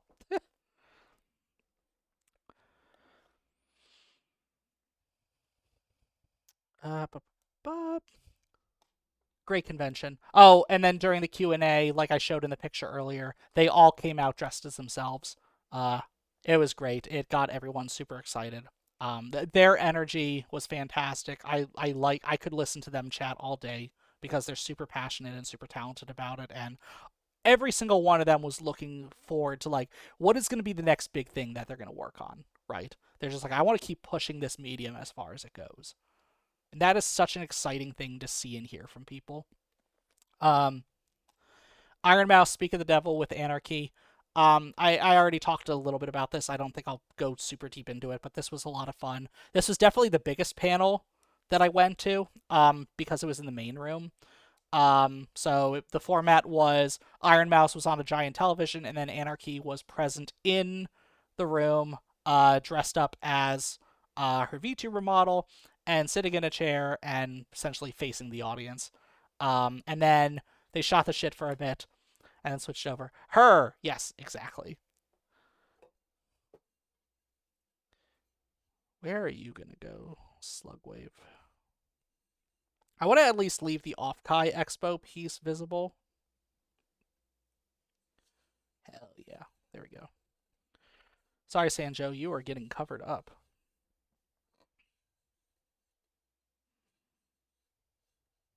Okay. I want to put the trans flag on next. But I don't think I want to put it like right next to the other Miss Clara one. Those were the only panels I did Saturday. I think there were a couple ones that I wanted to get to and just ran out of time, but I saw pretty much everything I wanted to see on Saturday and Sunday, I think. There were a bunch kind of stacked on Sunday where I had to make like some calls, but it's fine. That's how it goes sometimes, you know. Okay, I'm gonna put you right there.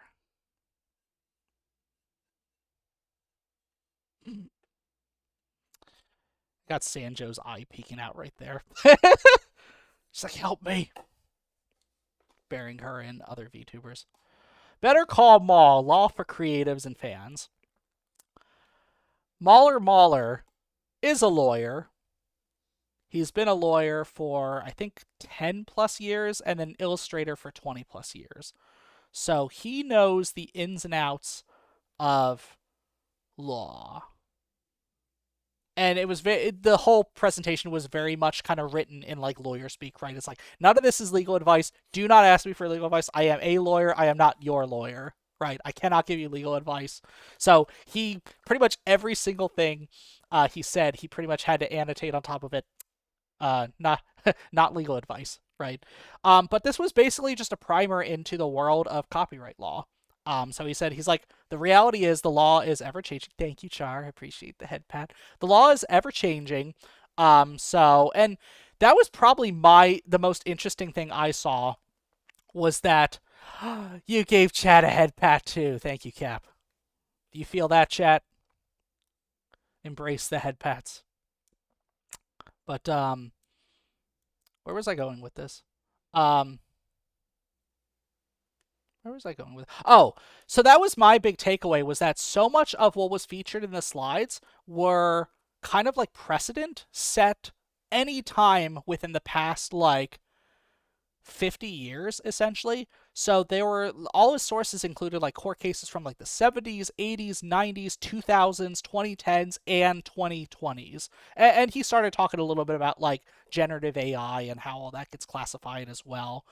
Which makes sense given that it's brought up a lot of very uncomfortable questions about what does copyright mean in a world where these companies are trying to scoop up everyone's data and use it to create transformative pieces without the consent of the people who actually submitted the original training data in the first place, right? So he's like, he wanted to kind of highlight, the law is ever changing here. These were the most up to date information he had. But essentially, it was just a primer on copyright. It's like, this is what it means for someone to have a copyright. This is what it means for someone to break copyright. These are ways that you can like protect yourself, make sure that you're not accidentally breaking copyright. He's like, it's very he would brought up like a couple of like famous cases, right? I think there was a case where someone got like sued because they were pirating like Taylor Swift songs. It might not be Taylor Swift, sorry in advance, but they were pirating some big artist songs, and then they got hit with a judgment of like damages per song downloaded, and it blew up to like several $billion, I think. Or just some absurd number that no family would ever pay. And he's like, that is not a common outcome. It is technically permissible based on how the law is written. So ultimately, it boils down to like, how much time does the company have, and how much do they want to fuck you over, right? So that's kind of what it boils down to. Where's my VTubers versus Ice sticker? I want to put that on next. Oh, Shark-Sided. You have Shark-Sided. Rayon Lights I have to put on as well. I did meet him too. That's his model right there. Very, very cute. Shark-Sided. VTubers versus Ice. Where are you? But yeah, that honestly, like, it was a bit of a dry presentation, but I really liked it. I feel like I got a lot out of it. Um, so it's that. Inspected and rejected improv for the terminally unprepared. Oh boy, this was a wacky one. So from the way the description is written, you might think this is going to be a session that teaches you how to improv, right? How to think on your toes, how to incorporate that into your streaming setup. Um, was a little bit. That's about a third of the panel. The rest of the panel was radioactive and veggie BLT. God, I need so much help with that. That's the thing, right? Is it is a super valuable skill, and it's something that so many of the other panelists I went to have said, right? It's like learning how to improv is going to help you a ton in being able to kind of like not just interact with like other streamers and like shoot the shit, but even just being able to like handle stuff in your own stream, right? Maybe there's like unpredictability with chat. Maybe you're having like a conversation or trying to bounce off something with chat. Or you get stream scuff. How the hell do you react to when your stream gets all scuffed up? You can't just stop streaming. I mean, you can. That's definitely an option. But it's also an opportunity to just roll with it and make it funny somehow. And that was also something that was brought up in Blanc's panel, right? Is that scuff, the way that we use it is not so much how, hi there, Shui, welcome on in. I'm also now seeing your name show up as Shui, so I can't remember if you had already popped in after I had that set up, but it is now showing up as Shui on my end. It's good to see you. I hope you're doing well. First time. Okay, cool. So you have now helped prove that it works, so thank you for that. How was Offkai? It was amazing. I'm going through a lot of the panels that I've seen here. I'm sure you've already seen some of the photos I've uploaded to Blue Sky here. What I'm doing now is essentially just placing stickers on this Offkai bottle I bought because I wanted something I could put stickers on. My costume was great. Thank you so much. I'm super happy with how the costume came together. Um, I I also haven't really mentioned this yet during stream, but like I felt fucking good wearing it. You know, like between the boots and the makeup and shit, I was just like, holy shit! I feel like it's one of those things where Rad is essentially an extension of me, but at the same time, they are also like a character in some regards, right? So, what does that say if like you find yourself playing yourself? I don't know. That's a weird concept, I think, for me. It's like you're playing an extension of you. That is you. That is me. Like I am Rad, and Rad is me, and that is we, and that's the VTuber conundrum. Exactly. You got it there. Because there's a lot of streamers out there that they can completely 100% like separate themselves from their streamer, right? Especially if the character is like someone they're playing, right? Like Iron Mouse is literally like Satan, right? But I highly doubt she's Satan in real life. Maybe she is. I don't know. I don't know what she does outside of streams. But I think I want to put VTubers versus Ice right at the top here, right above Offkai Expo. Hell yeah. Yeah. Outfit was great. I'm really glad it came together the way it did. I felt fantastic wearing it the whole weekend.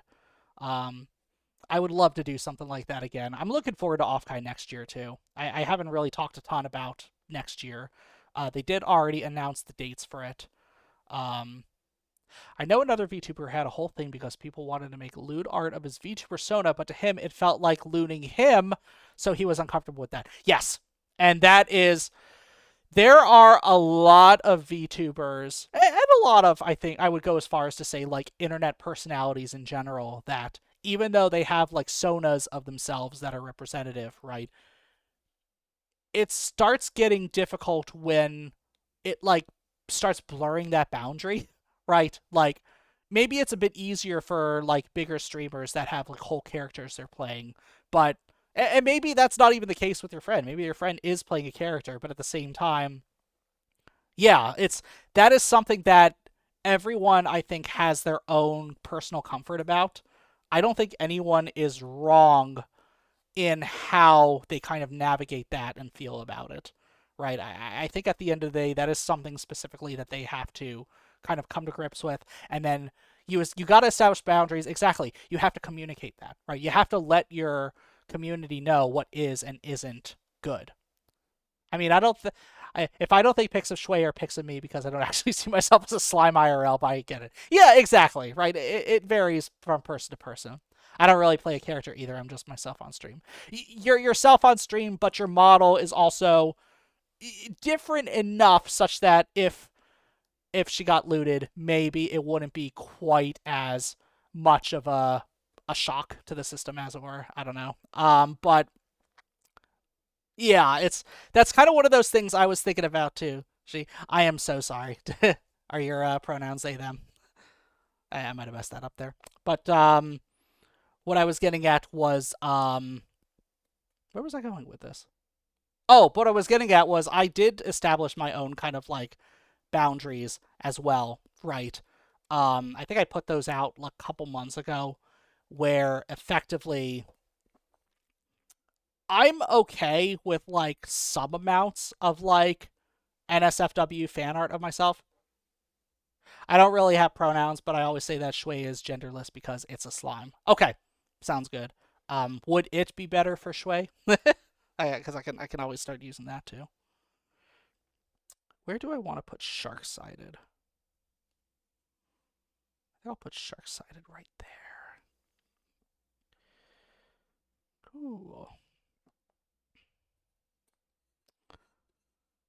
Hell yeah. Just a reminder, I did not make shark-sided at Offkai. Now I'll always have the sticker to remember that by. I put out my boundaries where I basically said, I think that would be best, but I don't care. Seriously, care either way outside of teasing. Got it. Okay, I mean, I'll remember that too. Like, I want to make sure if there is something that's preferred that I reach for that first, you know? Um, but yeah.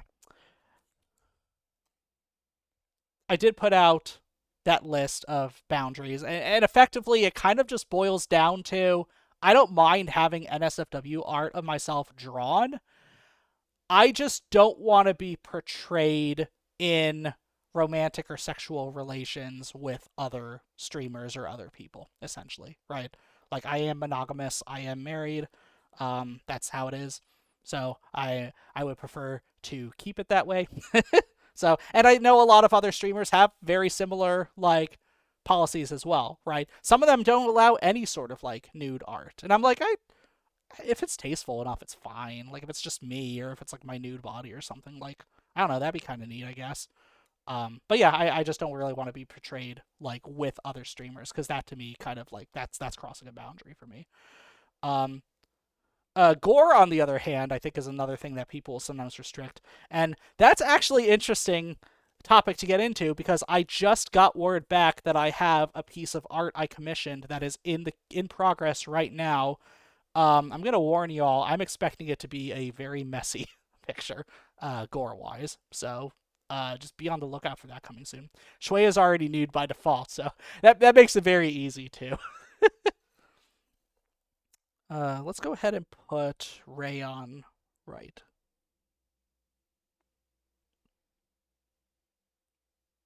there.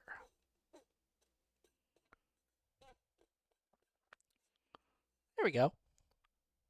Rayon's hanging right next to not shark-sided.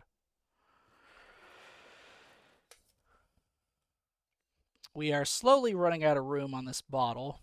I mean, I could start layering stickers over each other as well, I guess. Okay, we got a space there. Who haven't I put on? I think I had another sticker from Runix. Yeah, okay, Runix, this is, what did she call this? She had a specific term for this. Mandrake? Did she call this a mandrake? Runix. I want to make sure I get the name right.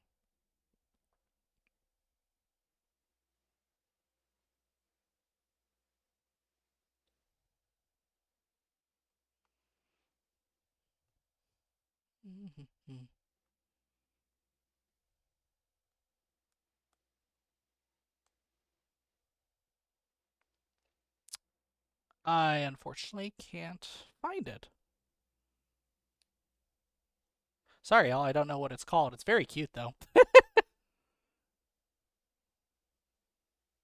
I like that pose of the emote as well, right? Because I think that's the same one that Pius has as well. Yeah, he's very cute. I would like to get an emote commission like that at some point. I can't remember if Peachy does art like this. I mean, I think it's template, so I think multiple people do it. But yeah, I wouldn't mind that. All right, let's get Runix a sticker on here. Less yapping, more sticking.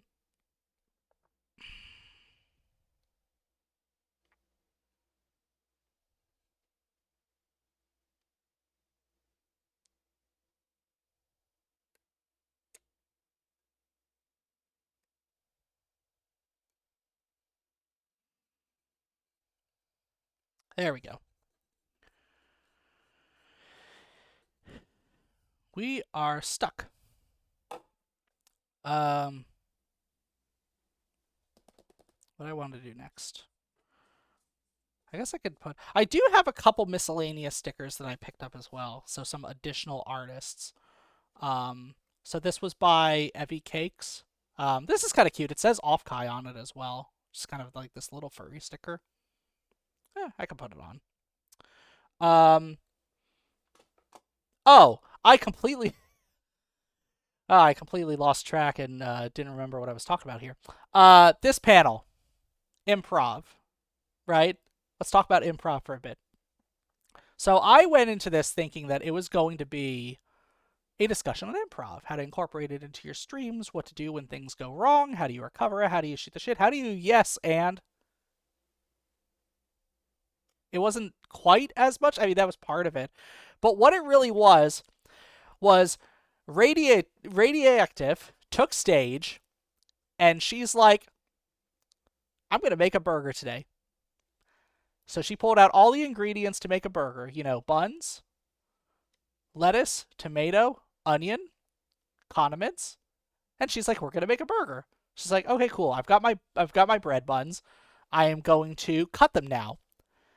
Enter Veggie BLT dressed in a reflective vest and a hard hat, saying, "Excuse me, I'm with the state of California.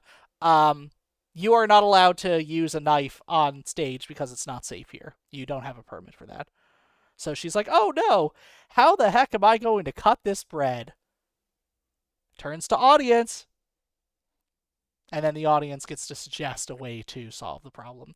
And that's kind of how it starts, but what ends up happening, and this happens multiple times through the show, someone in the audience is planted and has something that solves her exact issue, right? So someone's like, "Oh, I've got a pair of scissors."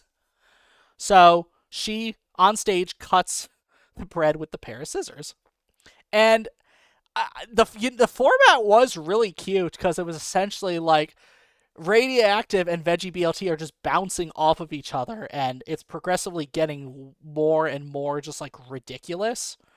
Where he's like, okay, you have lettuce, but didn't you hear about the whole like outbreak that's happening right now? You have to sanitize that lettuce." And then someone's like, I have a UV light for nails, for like drying nails." So, and they like, "Oh, where did you get that from?" Actually, no, let's not ask that question. And then they start literally cooking the lettuce in the UV light. Um, she didn't have anything to cut a tomato, so she decided to crush it between her thighs, and she did have a camera pointed at her while she did it, which is pretty funny. So it essentially just kind of progressed like that, where it just got more and more ridiculous. And then to the point where they had a hamburger, they needed to cook it or reheat it. They had an easy bake oven, put it in the easy bake oven. Okay, now we have time for questions. And then just in the middle of the panel, okay, now we're doing questions. Oh, the easy bake oven is done. Okay, let's go assemble the burger. And then at the very end, they made Veggie BLT take a bite, and he's like, I can't eat this." Like they were saying the whole time, like, "Oh, this looks awful." Like it was funny. Like, I mean, I laughed a ton during this panel. It was just not anything I was expecting. But the takeaway is essentially, um, there are multiple ways that you can kind of react to situations, right? Like yes, and is just one part of the equation. Like it's one of the go-tos. You could also do no and, right? Yes and implies that you are about to logically follow what the person was originally suggesting. You're going to follow it up in some way. No and is saying, I'm not going to do that. We're going to do this instead and pivot it into an entirely different direction, which is also funny and endearing, and I like that a lot too. Um, do I want to put anyone else on my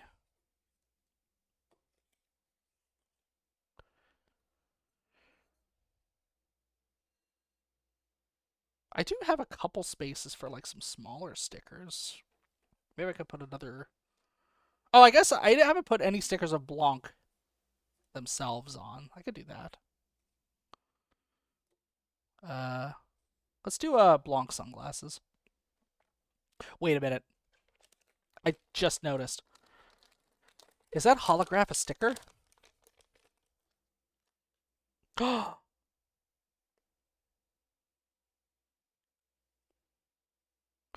I got a cool holograph of Blanc. Look at him go. This is how he starts his streams, by the way. Is him just standing there dancing like that. Okay, I guess this isn't a sticker, which is... Y'all, it's a sticker. Oh, this is absolutely going on the fucking water bottle. I want Blanc dancing on my water bottle. Where the fuck am I gonna put this? I already put... Oh. I already put so much on this. Can I move anything?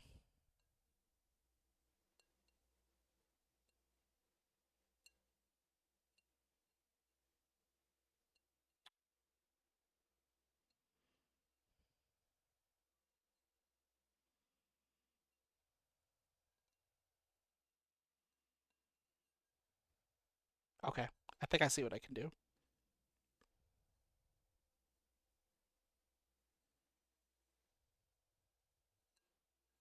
We are gonna very gingerly move VTubers versus Ice to a different part of the bottle.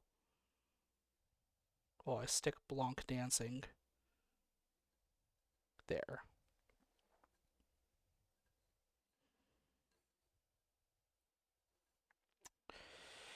I'm not sure if Blanc dancing is going to stay as well as I think it should, just because it's a lot thicker of a design, but maybe I'll be proven wrong. But at any rate, VTubers against Ice is now going to be here, next to Shark-Sided and next to Prism's little bunny that she created.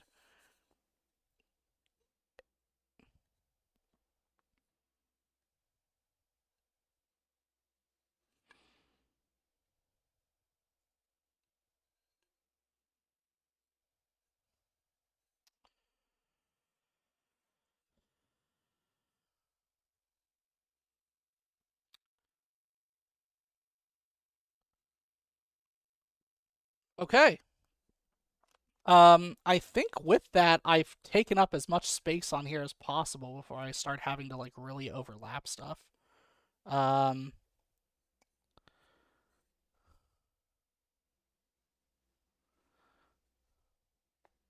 yeah, I think we're basically done with this bottle now. Look at that.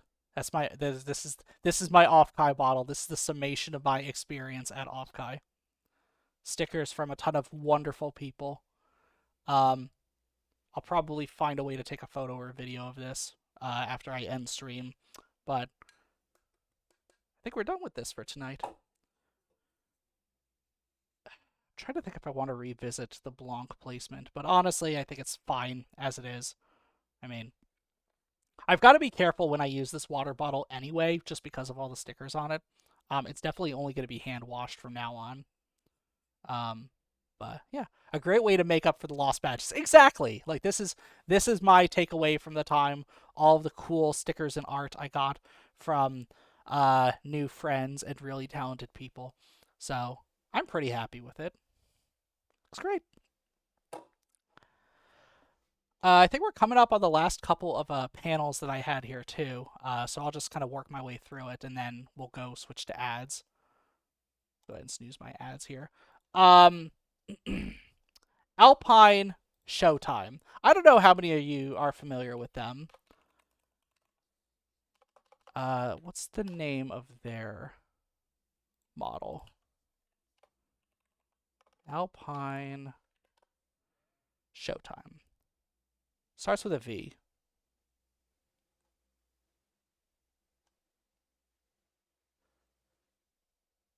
Is it Verbana?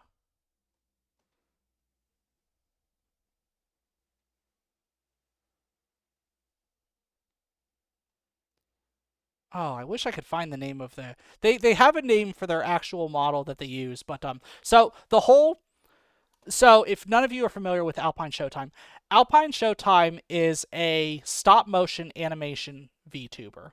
So they are not what they are not doing is taking textures of clay and animating it in live 2D the way that like you might normally expect. They have developed their own software to essentially render animations in the style of old like essentially old claymations, right?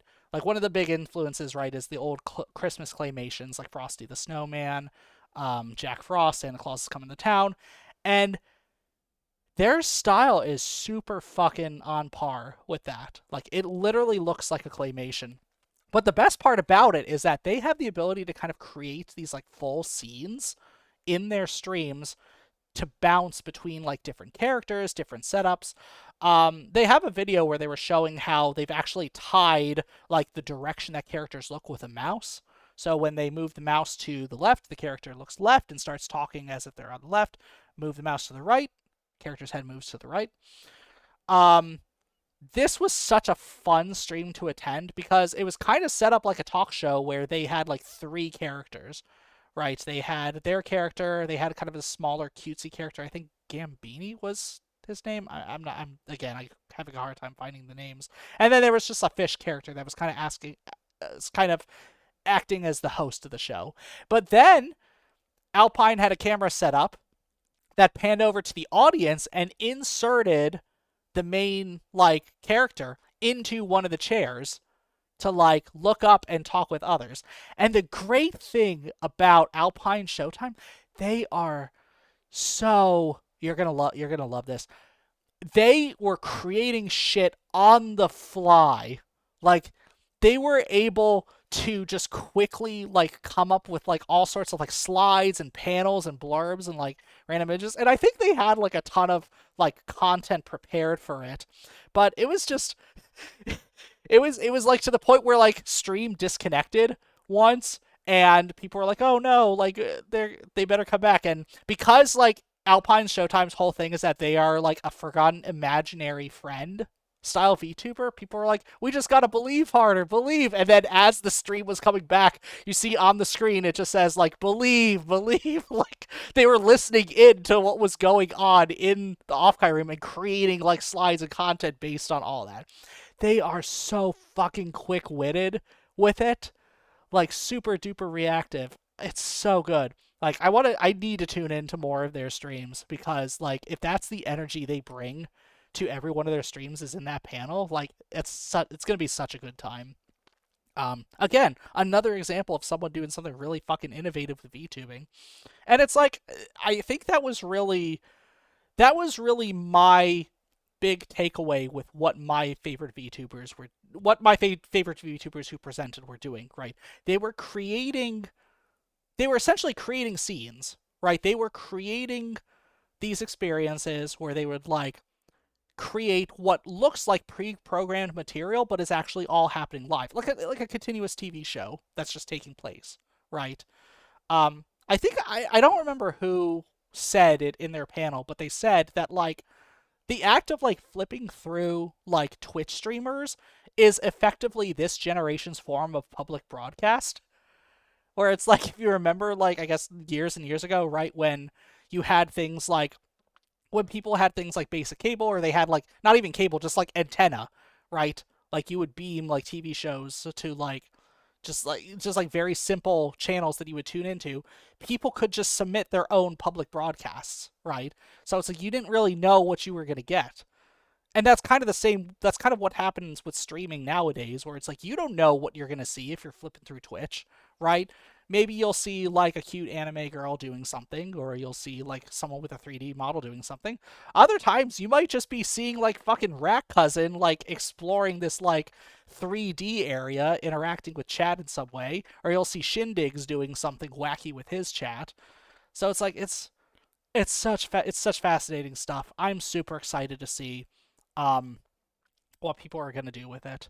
Um, it's definitely given me some things to think about and like where I want to take my streams next. Like I like the idea of being able to use something like Unity. I think there are other streamers too that have started like doing Unity scenes with their VTubers to like make them move around and interact more in that environment. I mean, I am getting trying to get more into Blender, so maybe that's like a route for it.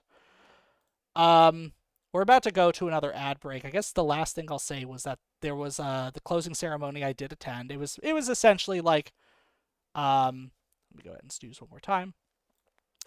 Closing ceremony was effectively just like a way to say thank you to the audience who attended. Obviously, there were a couple. Oh no, Blanc stickers already popping off. I'm gonna have to figure out what to do with them. Okay, I don't know if I'm going to be able to keep him on the water bottle, but I guess I could put one of his other stickers up. Yeah, I'll do that. They had a couple ribbon contests, right? So people who either collected the most ribbons or came up with the most unique way to show off the ribbons.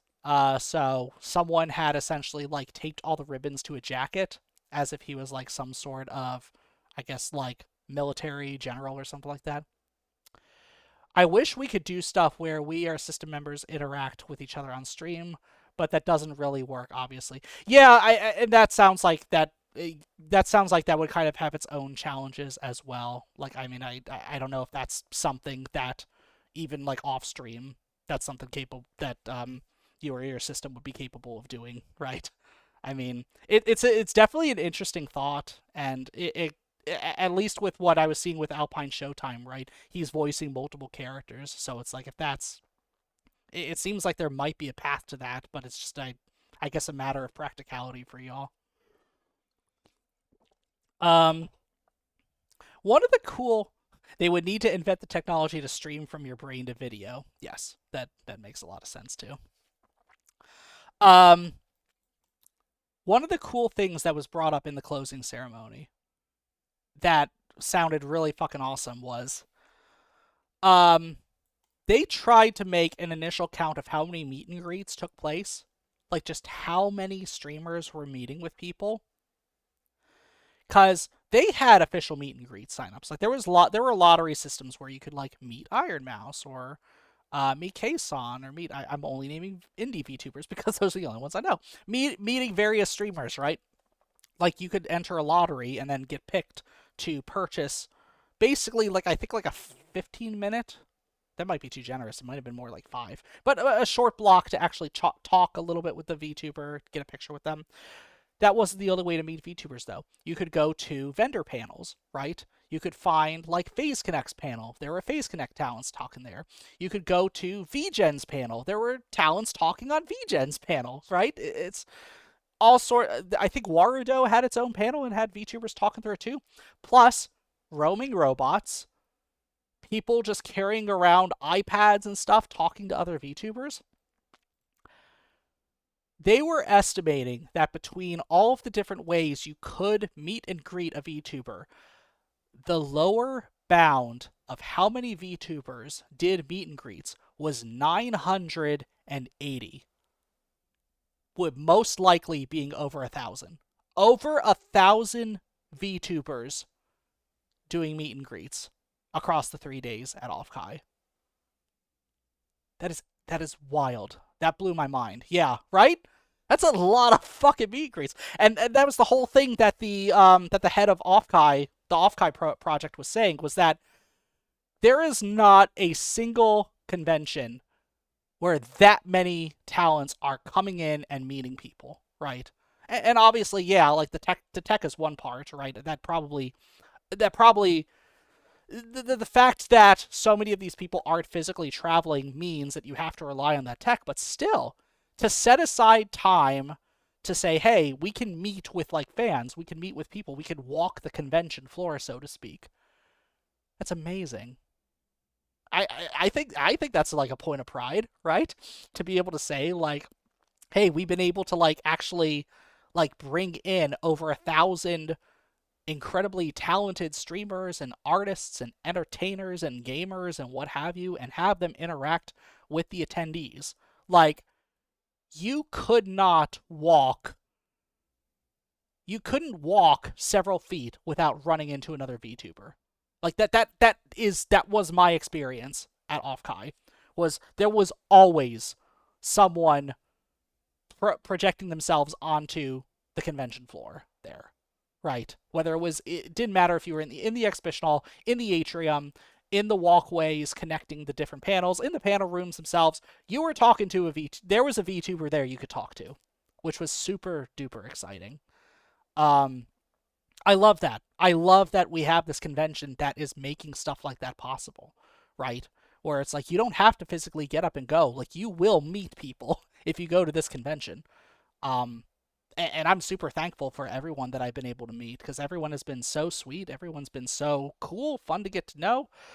We are very quickly coming up on ad time. I'd like to keep spilling my guts here, but let's go to a quick ad break. 3 minutes. Stand up, drink water, stretch legs, come back. Beep.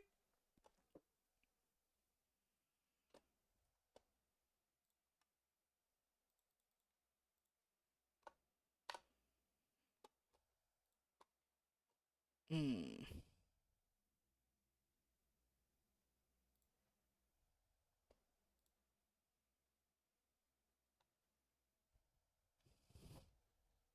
Okay, Blanc, you're coming off. I'm so sorry, man.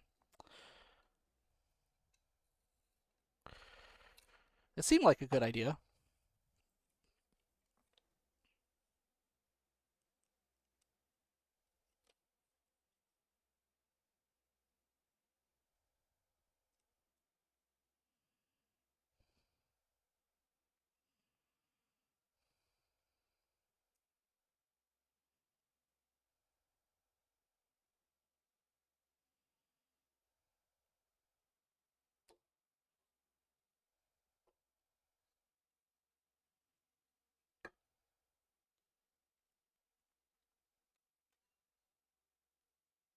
Y'all are already back from break. You got the lucky draw then. It still says there's a. It seems like people's ad times have been super inconsistent the past several weeks. You had one ad and that was it. That's pretty funny. I like that. Well, good for you. I'm glad y'all are back. I I don't know. I saw some people saying that they got like 4 minute ads whenever like they had set their settings to 3 minutes. You're back to wow. Okay, I guess the ad fairy was very generous today. I'm not done peeling the sticker yet. Uh, until it says until it no longer says ad in progress on my end, I'm gonna keep this big obnoxious ads text. I keep wondering if I should add like a BRB screen, but I do think this is funnier. I've seen some people like put a little sticky note on them that says BRB. I thought that was cute. I think I thought I was gonna do that, but then ended up like not doing it for some reason. Maybe I couldn't get the sticky note to like interact correctly, which is a very silly thing to say. It's because I literally have an Offkai badge on my body that was super quick to put up. Blanc, your stickers don't peel.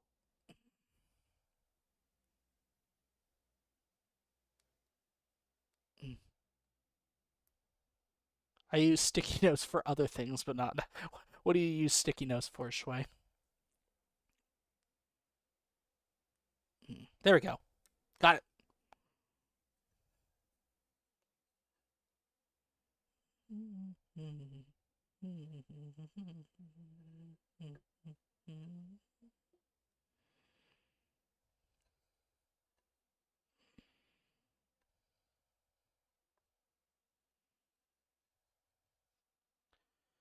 Putting dumb on my forehead. Oh, okay. Yeah, that seems to be a pretty popular case too. Actually, I like the idea of having chat choose something to put on the forehead as long as they don't get too weird with it. I've got a big old space here I can put something else. I don't know if I want to double up on anyone though.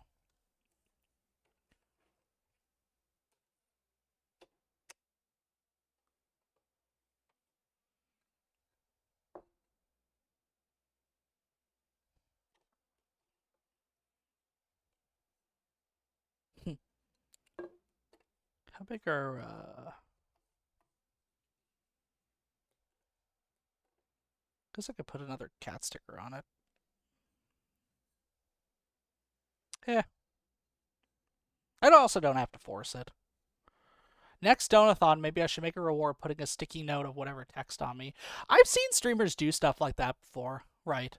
Um, I know Prism had a donathon where when she was raising money to get to Offkai, um she had an option where if you donated a certain amount, you could submit an image of yourself and she would add it to her decora on her body because her body is already covered with like a ton of charms and stuff. But yeah, I could see have there being like a user interactive part of it that would work well as well. We've been back from ads for a bit. Hi everyone. um,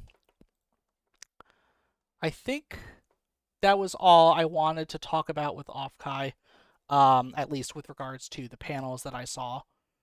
So yeah, that took about an hour to get through all of them. There were a couple panels that I was panels. There were a couple events that I was disappointed that I didn't get to go to.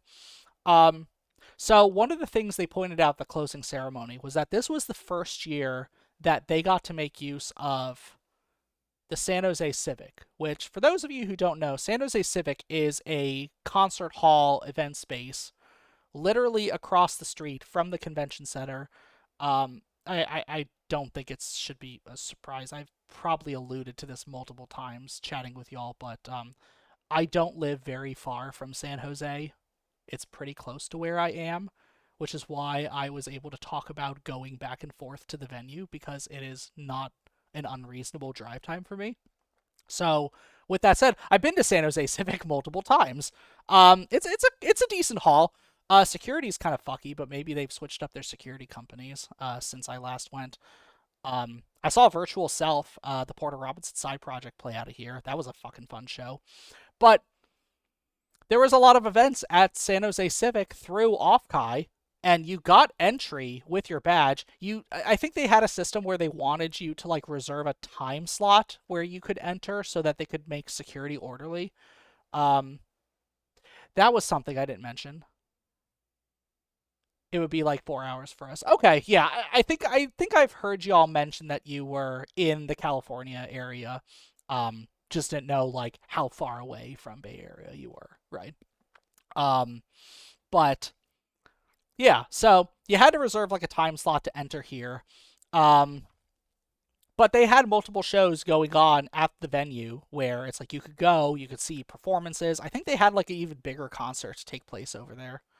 Um, but one of the events that I was disappointed I didn't get to go to was the Anikura dance party, which was actually at the convention center. I think it was a stage technically in the Marriott Hotel, but you could just walk through the convention to get to it. Um, I am disappointed that I missed out on that, but I was already dead tired by the time Speak of the Devil rolled around. I'm also the only one at home right now and needed to feed the cats and the fish. So I needed to go home anyway, and by that point, it's like, do I want to go back out? I don't know. I am disappointed I missed out on this because this one ran until 2 in the morning, and had multiple DJs performing. I think I saw that there is an Anikura dance party happening in a couple months. I think I took a picture of it, but yeah, I'm gonna try to prioritize that. I'd like to. I would like to see what was going on here. I have no insight as to how this event went. I assume it went pretty well. Um, there were a couple cases where some of the panels got pushed out. I know the panel one room had some difficulties, and they literally had to push everything by like a half hour or so. Um, which was fine because most of the panels I wanted to see. Um, yeah, because I think what was the panel? There was one.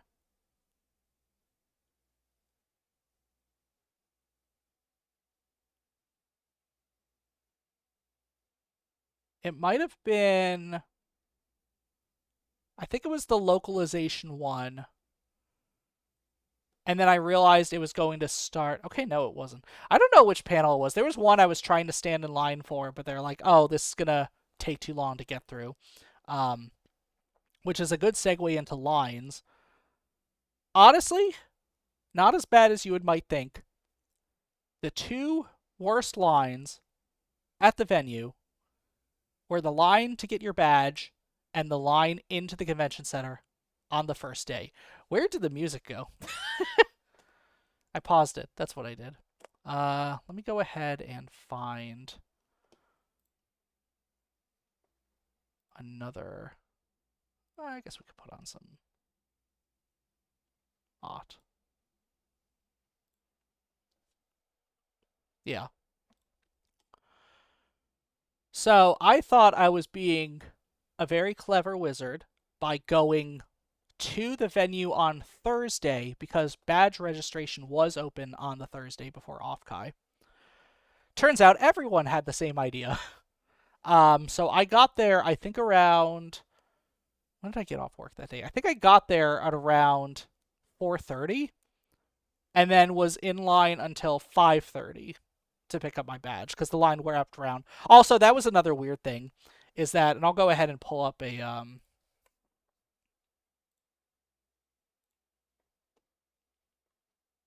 Here, I'll go ahead and pull up a map so you can all visually see this.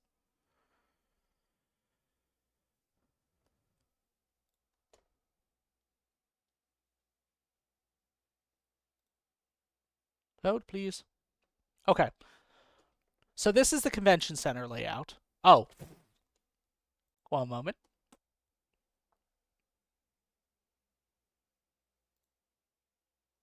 I just realized my window's not formatted.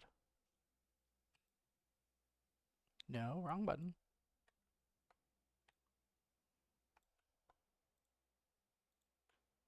There we go. I know how to use OBS, I promise. I'm going to cover up myself briefly while I go through this. Okay, so you see here we've got the upper level and we've got the lower level, right? No more co-working. Yeah, co-working is on a hold right now. You can still see me here. I am still here, I promise. I just want to show you the map first. Upper level, lower level, South Hall. What the fuck is the South Hall? This is a different building. This is like 2 blocks away from the convention center. This is badge pickup, right?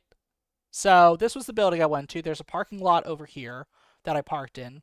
I thought I was being smart and walked around here. Can you see my mouse? I don't know if you can see my mouse. I walked around the south end of the South Hall, got to the security checkpoint, realized there's a line that wraps on the other side, so I had to walk all the way around, and it basically took me back to the parking lot where the end of the line was, and it took me an hour to get through into registration. Don't get me wrong, they were efficient, but it was still a long line. I don't even know what co-working is. Who even does? I don't know.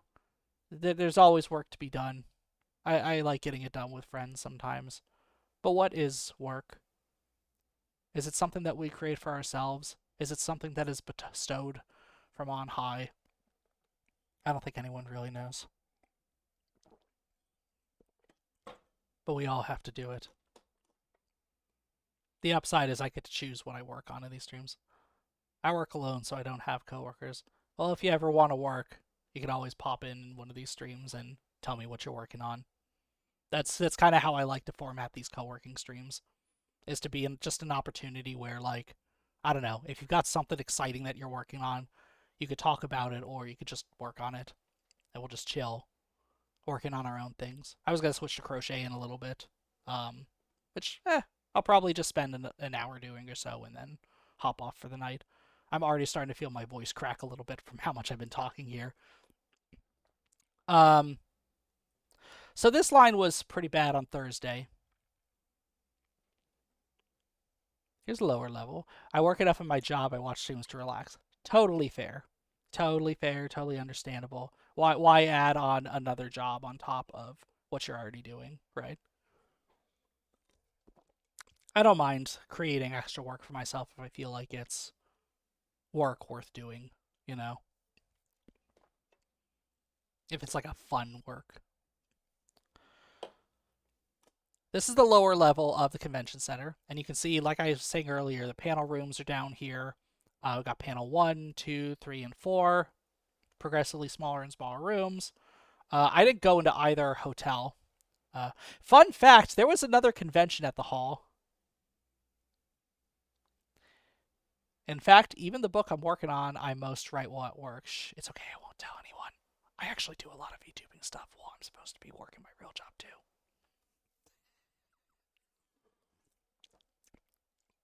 I was told by a very wise person when you don't have time, you have to make time. That lesson has stuck with me in ways that I did not expect growing up. I didn't step into the Marriott or the Hilton at all while I was here because I didn't have a reason to. I didn't really want to leave the convention because I thought it was going to be a hassle getting in and out. And you can't really blame me because the first day I wanted to see a panel at 11, right? The opening ceremony on the main stage. I get to the venue 30 minutes before the panel starts. The line is here, and then it goes all the way off this page. The line literally went a block down the road. I think there was some holdup at security or something like that. I think they were trying to figure out how they were going to let that many people in. They were just overwhelmed at the time. Could you imagine not having picked up your badge on Thursday, so having to go all the way to South Hall, stand in what was probably also a heinous line, get your badge, and then go to lower level to stand in another massive line? You would probably be in line for 3 fucking hours if you did that. That sucks. That's awful. So I'm glad that didn't happen to me. I was only in line for 1 hour, just long enough to miss the opening ceremony, which I was not salty at all about. Not at all. I just went on my merry way and checked out Artist Alley, Exhibit Hall, and then went to all the panels. I'm not a big fan of lines either, and to be perfectly honest, I think there are some conventions that I probably will never go to or will never prioritize the way that I do Offkai specifically because I don't want to deal with the lines. Like, Offkai is just starting to get to the point, I think, now where there's a very real possibility that people are going to be waiting in lines for things they won't ever be able to get into because there's just too much interest. They do have to cut off capacity with some of these panels, right? Panel rooms 3 and 4 I think have a capacity of 170. Panel 2 I think is like somewhere in the 300s. Panel 1 is significantly more because obviously it's huge. I think the stage is accommodating for, could technically fit everyone, but I'm not sure. I've never been to a convention of any sort before. I guess having only been to Offkai as like my main convention, it's got to be something that really catches your interest. I think I wouldn't, like, for example, I would not go to Comic-Con, right? And I say that with zero shade towards the people that enjoy Comic-Con, the people that enjoy the kinds of people who present or do panels or sell things at Comic-Con. I think it is fantastic that there are people that can cater to that and people that want to go and participate in it. The sheer amount of people is too much for me. Way too much. I have a few friends that go to MagFest every year. I've heard that one's a pretty good one. I was considering doing TwitchCon for a while, but like I was saying at the start of stream, every I feel like every year it's just some shit happens at TwitchCon. Like I don't know if it's just a matter of I don't really want to speculate too much because I'm sure Offkai has its own problems that goes on behind the scene as well. I think that's just the nature of once you get to a point where you are literally wrangling like thousands of people in like a single space, it is going to get hard, right? Like management or security are going to start taking shortcuts in order to try and make sure that people are either safe or contained or not causing too much of a stir or a ruckus or upsetting the natural flow of things that are taking place. It is the price that is paid when so many people are organized in a single area. I just noticed you buy market. I will say that was one other thing I didn't do that I have a little bit of regret.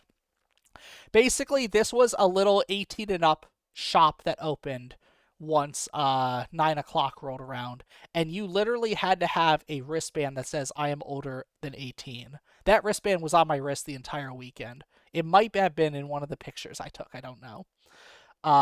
But they sold dojins and sexy art and things that are otherwise you buy. I don't know if they had any toys or items.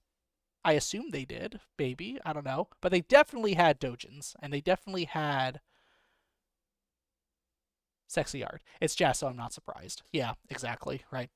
Now, the cool thing is that on Sunday, uh, Jast and J18 had a little table set up in the exhibitor hall selling off all the stuff that they didn't sell off at Yabai Market. So you could just wait till Sunday and buy it there. I didn't buy anything. I didn't see anything that really captured me. But it was there. It was there if you wanted it. Um, I don't know what else. I don't think there's much else to talk about with this. I didn't really explore any of this side. Yeah, so the spotlight stage I never went to. Yeah, this is where they had the that dance, right? There was a karaoke room, which apparently was a fucking banger. I was about to say because I think Nethier was talking about they sang a handful of songs in there. Um, I don't know. I like karaoke. Like I really do. Um, I don't know what the experience would have been here if it would have been mostly like Japanese or anime songs that we're singing here. I feel like the stuff I sing is more kind of like on the verge of like indie or hyperpop nowadays. I sing a lot of underscores and like George Clanton and Porter Robinson in the car, so Dorian Electra. I could probably do that stuff. I have been mulling over doing a karaoke stream at some point. I just haven't actually planned out what that looks like.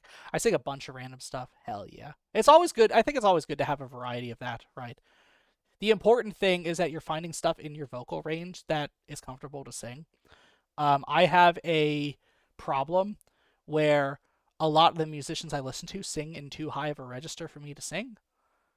But it's becoming less of a problem because I may or may not be doing some voice training to teach myself to sing in falsetto or use a head voice in a way that sounds a bit more natural. Old pop and rock or English versions of anime themes. Got it. Okay. Yeah, that's a good variety. My go to songs to sing would usually be Gorillaz or Red Hot Chili Peppers because those vocal ranges sit pretty comfortably in where like my natural speaking voice is. Um, I have found with effort I can belt like underscores, which is pretty nice. Um, I try to sing Phil Collins, and it's like a 50-50 shot whether I'm going to either get it right or just have no voice by the end of it. Um, my favorite songs to sing are Feel Good Inc. and Danny California. I don't really care about the register, I just sing it anyway. To be fair, that's the spirit of karaoke, right? You're not supposed to be given like a formal performance or anything. You're just supposed to have fun and sing things you enjoy singing, you know? So you're doing karaoke right, Shui. Feel Good Inc. is a good song. Yeah, Feel Good Inc. and Clint Eastwood too. I've started trying to sing more recently as well. Trying to take a stab at like getting a flow or being able to kind of rap quicker. There's definitely a couple hip hop songs, not like anything super duper mainstream that I want to learn. It's more kind of like under the radar, kind of like conscious hip hop style. I know Tipper's worked with he's worked with a Epcot, a rapper, on one of his older albums. There's some songs off that I think would be really fun to rap. Um, but man, I need to fucking practice them because I don't know. I don't think I have good flow. um, I didn't go to any of these other rooms. Yeah, so the Maid Cafe again, you could reserve tickets for. I never did. The meet and greets I also never went to because yeah, I didn't win the lottery. I wasn't able to do anything with the meet and greet. Um, Quiet room and keyboard meetup. Yeah, I didn't do. Also, there was another convention happening here. There was a CrossFit convention. There's literally a CrossFit convention happening at the same time, which meant that yes, it there were cases where people who are doing it and really into CrossFit were walking with and interacting with people who are really into VTubing, which I think is kind of an interesting duality there. I didn't really interact with a lot of the CrossFit enthusiasts, but I hope they had a good time crossing and fitting. I don't know what they do there. Um, they weren't really as dressed up as we were. CrossFit VTuber, there's probably one. In the grand scheme of all sorts of VTubers, there's got to be at least one VTuber that is enthusiastic about CrossFit. Let's figure out who today's lucky contender is. CrossFit VTubers.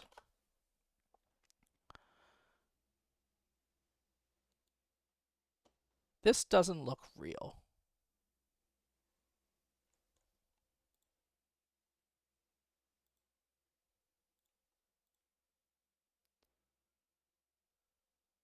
Yeah, no, that's an advertisement. Okay, so either CrossFit VTubers don't exist, or they are so under the radar that they are just not marketing themselves properly. I think we need to fix that. I think we need to volunteer someone to start doing CrossFit VTubing. There's got to be like health and gym. No, there are gym and health VTubers. I think Buff Pup like qualifies as like kind of like a. She's got that kind of body style, like bodybuilder style VTubing. I think, right?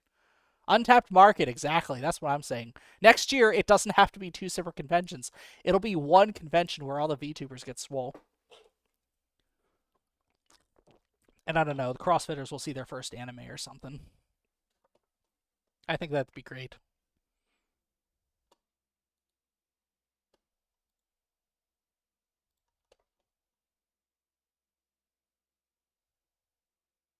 Oh, has she? Okay, so Buff Pup's been doing workout streams lately. Okay, cool. So I wasn't too far off then. Time to start doing squats in preparation. Yeah, I know, right? Squats are nice. Squats are good for you. Wow, that sentence didn't come out. Um, I need to do more squats. That's what I was trying to go where I was trying to go with that. I think that's all I have to show on this map. I can't. Squats are good for your butt. They're good for your butt. They're good for your legs. They're good for your heart. They're good for your soul. The jury rests. That's enough of that.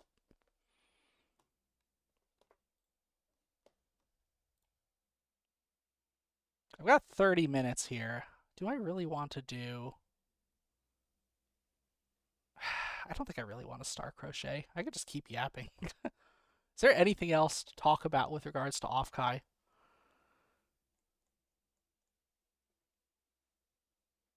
It was fun. I very much enjoyed this weekend, and I'm gonna totally sound like a broken record here too. Um, yeah, I think I've already talked to this with a couple people, right? I think I personally needed a weekend like Offkai. Um, I think, and maybe other people who stream can kind of relate to this a little bit, right? Um, there's very much a separation in my life between the activities that I do while VTubing versus like the rest of my activities, right? I think the majority of us here are doing streaming or doing VTubing not as like a full-time job or as like your main source of income, right? You're doing it in the free time that you have. Really awesome hearing about all of it. I'm glad that you've been here to kind of follow this cap, and I'm glad that you've been taking some enjoyment out of all of the prep that's been going into this and everything I've taken away from it. I do appreciate that. Yeah, exactly, right. So most people who are doing VTubing have to literally set aside the time in their lives to tackle it, right? And that is effort, right? Like, work is fucking rough sometimes, right? So many of us are locked between the hours of 8 and 5, having to do something that we might enjoy to some extent. But I mean, the fact that we're VTubing shows that there's something VTubing is catering to that we can't get in those other parts of our lives, right? The only people who have VTubing as their job are the super big ones, corporate ones, major indie ones. Yeah, that's a very good point there, you two. I guess I have seen people start breaking in. How do I want to put this? It's possible to make a living off of VTubing even if you're not super big. It is tight, right? And it is not a stable source of income, right? You are always going to be wondering whether you're going to have enough at the end of the month to pay for your responsibilities, right?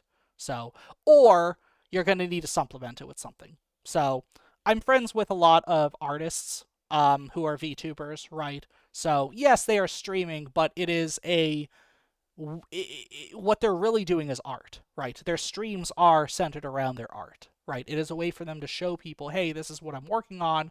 Would you like to buy something too? Would you like to commission something too?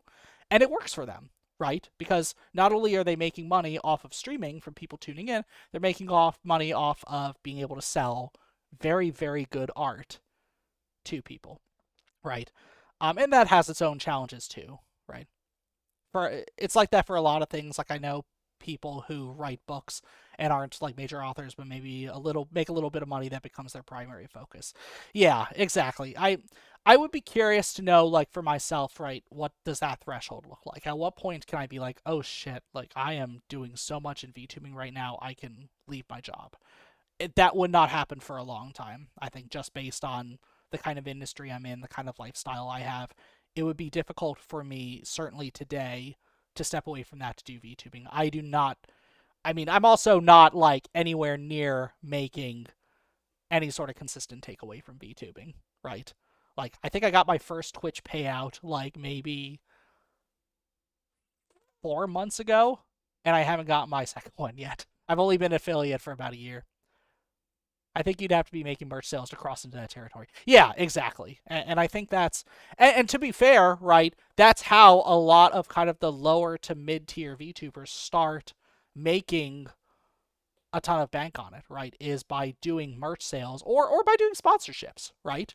Like there are companies that are constantly looking for people to like rate their company or talk about their company or play a game that they made, which is also its own can of worms, right? Depending on the like scruples of the company for a game developer, whether or not they're sneaking generative AI in there, or whatnot. Um, where was I going with all this? But the point is, right, the streaming itself will never be enough. The ad revenue and sub payouts aren't enough. It takes extra stuff like merch sales and side donations to really pull in a livable income. Yes to all of that. And until they're able to reach that point, this is essentially a passion project for a lot of us, right? It is an opportunity for us to explore an artistic, creative endeavor outside of the confines of our daily lives. And that tends to lead to a lot of you end up kind of siloing yourself. You're siloing your activities that way, right? Like VTubing is not something that I discuss with my friends a lot. I discuss it in terms of like what I'm doing with my life, right? They're all aware that I'm a VTuber, that I do this, that I enjoy doing it, that I go to conventions or will like meet up with friends who are in this as well. But most of the people that I hang out with and interact with, they don't know about VTubing. They might know about it in passing. I don't tell anyone about my VTubing, and that's entirely a personal decision, right? Like it's so I know some people are super duper secretive about it, or just don't want people to know or don't want to have that conversation, and I 100% respect it. I kind of decided early on that I was fine talking to people about it. I do still expect there to be like a little bit of a separation in terms of like me as Rad versus the human that drives Rad. And I'll say, I think Offkai was a very good experience to figure out what I was and wasn't comfortable with. I mean, you saw, like, I posted my face on Blue Sky because I had makeup on and was dressed up as Rad. Like, I'm fine with that. Like, I'm like, that is an opportunity for me to, like, actually show, like, because, like, that is me, right? Like, you take the makeup off, that is me underneath the makeup. Um, but it's kind of like that point where it's like, as long as I'm kind of playing this character Rad, I don't mind that people are seeing that and potentially seeing me underneath that, right? I don't know. I think I think where I wanted to go with this is that when you are putting so much of your time and energy into a niche like this, right? I need to get a slime suit so I can take. Oh, that would be awesome. They've got what? I'm just trying to imagine what that slime suit would look like. I'm imagining either one of those like inflatable suits, like those kind of like big, like oversized, like goofy suits that I know Hololive Talons have like those kind of like big, like kind of chibi models of themselves. I'm imagining that, or either like kind of like I don't know, a big sack or something like that. It's a great mental image. Um, because of how so much of these activities kind of get siloed, right? Um, I think it leaves me wanting to know how else I can express them, right? Because I'm obviously if I'm not expressing, if not, I'm not able to express them in a way where it's understandable with friends or family, right? I need to find people I can talk about it with. I need people that I can share this experience with. So I'm incredibly thankful that we have something like Offkai, right? That there is some semblance of organization that says we recognize that there are people taking part in this. Otherwise, solitary is not a great word I would use to describe it, but in some cases it can be very isolating, right? Even if you're collaborating with people, it tends to be over a computer. You're not getting face to face interaction. Or you just might not have a lot of people that you can really talk to one on one with, right? Like I'm here talking to you through chat. I'm seeing the messages you're sending back at me, and Cap's message about how a slime suit would be so awesome, :3, which it absolutely would, 100% agree. But it's not like we're communicating with each other, right? I can't see your face. You can see my VTuber's face, but you can't see my real face anymore. I don't know. I'm really glad that we have things like that with Offkai, where I can put some effort into actually presenting myself as a VTuber, find other people presenting themselves as VTubers, or just as people, you know? Like, I went in there as Rad, but it's like that doesn't mean you didn't get a little bit of the person that drives Rad underneath that, right? I was talking about how I was about to roll my ankle multiple times throughout the week in boots. Like, I don't think Rad Nomad would ever have to worry about rolling their ankles. Or maybe they would. I don't know. I'd throw that on the lore, I guess. Rad has rolled their ankle at least once. I've definitely rolled my ankle at least once. That was back in college. I had a little bit too much to drink. Rolled my ankle on the way home. I had to walk with a cane for a couple weeks. It was great. Wouldn't recommend. I got pretty efficient with a cane though. I don't have that cane anymore. That was a loaner too. Um, where was I going with all this? Offkai is fantastic. I also think I really needed this weekend because I don't know. It's not really something I talk about a whole lot on stream here, but I go back and forth on feeling motivated to kind of like push what I'm doing with VTubing. Not in the sense that I'm not enjoying it, because I do, but I don't always have a plan for what I want to do, right?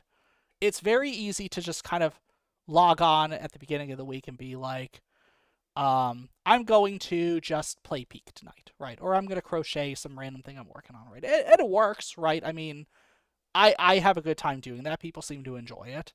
But I'm not like doing it with so much like foresight, you know? Like I'm not really thinking too hard about what any of that's going to look like. I'm just kind of like, okay, it's the start of the week. Let's throw on Peak or something. I haven't played this map before. I haven't beat Ascent 2 yet. Let's do it. I still haven't beat Ascent 2. Um, I don't want that to be my stream, uh, my stream philosophy forever. You know, like I want to put effort into doing things. I love being able to plan out something bigger that I can share with people. I very much enjoyed doing the whole vinyl collection deep dive. I enjoyed doing the affiliate DJ set. I like DJing. It takes time and effort for me to plan out DJing. to figure out like what song, like, because I do plan a lot of it, right? I like thinking about what songs are going to go together. I try to incorporate both new and old stuff in what I do. I, I I don't know if anyone's keeping track. I pull a lot from the 2010s because that was like the time at which I was like going to concert, when I was going to a ton of concerts. That was the time that I first got into electronic music and was just digging through SoundCloud and digging through Spotify and trying to find as much cool electronic music as I possibly could. So much of what I play in my DJ sets is bass shit from the 2010s. Like it really is. Um but I'm constantly like listening. Like I'd love to like kind of get more into the know of like stuff that's coming out today. Um, I like to expand on that. I like to get more into music production. Um, I'm feeling pretty inspired from this past weekend and might have been trying to think about how to make a song about it. Question mark? We'll see how that goes. Maybe something will come from that. Um, but even more so, like I just want to there's two big things that I kind of took away from this weekend, right? Beyond all of the fun explorations of what people are doing that's super exciting into it, right? One, I want to design better streams. I want to figure out what I can actually do to improve the Rad Nomad experience, whether it's finding out how to brand myself a little bit better, how to coordinate my streams and do more interesting things with them. Like I've done some pretty interesting shit with my streams already, right? The DJ sets are interesting and fun. The effort that I put into doing all of this shit for um, my model reveal, right? Creating this alternate background here. Like, I made this in Blender. That'd be cool to do again. I like Blender. I enjoy it. I do need more projects that I can, like, I think about and sink my teeth into, but I enjoy it. I like doing it a lot.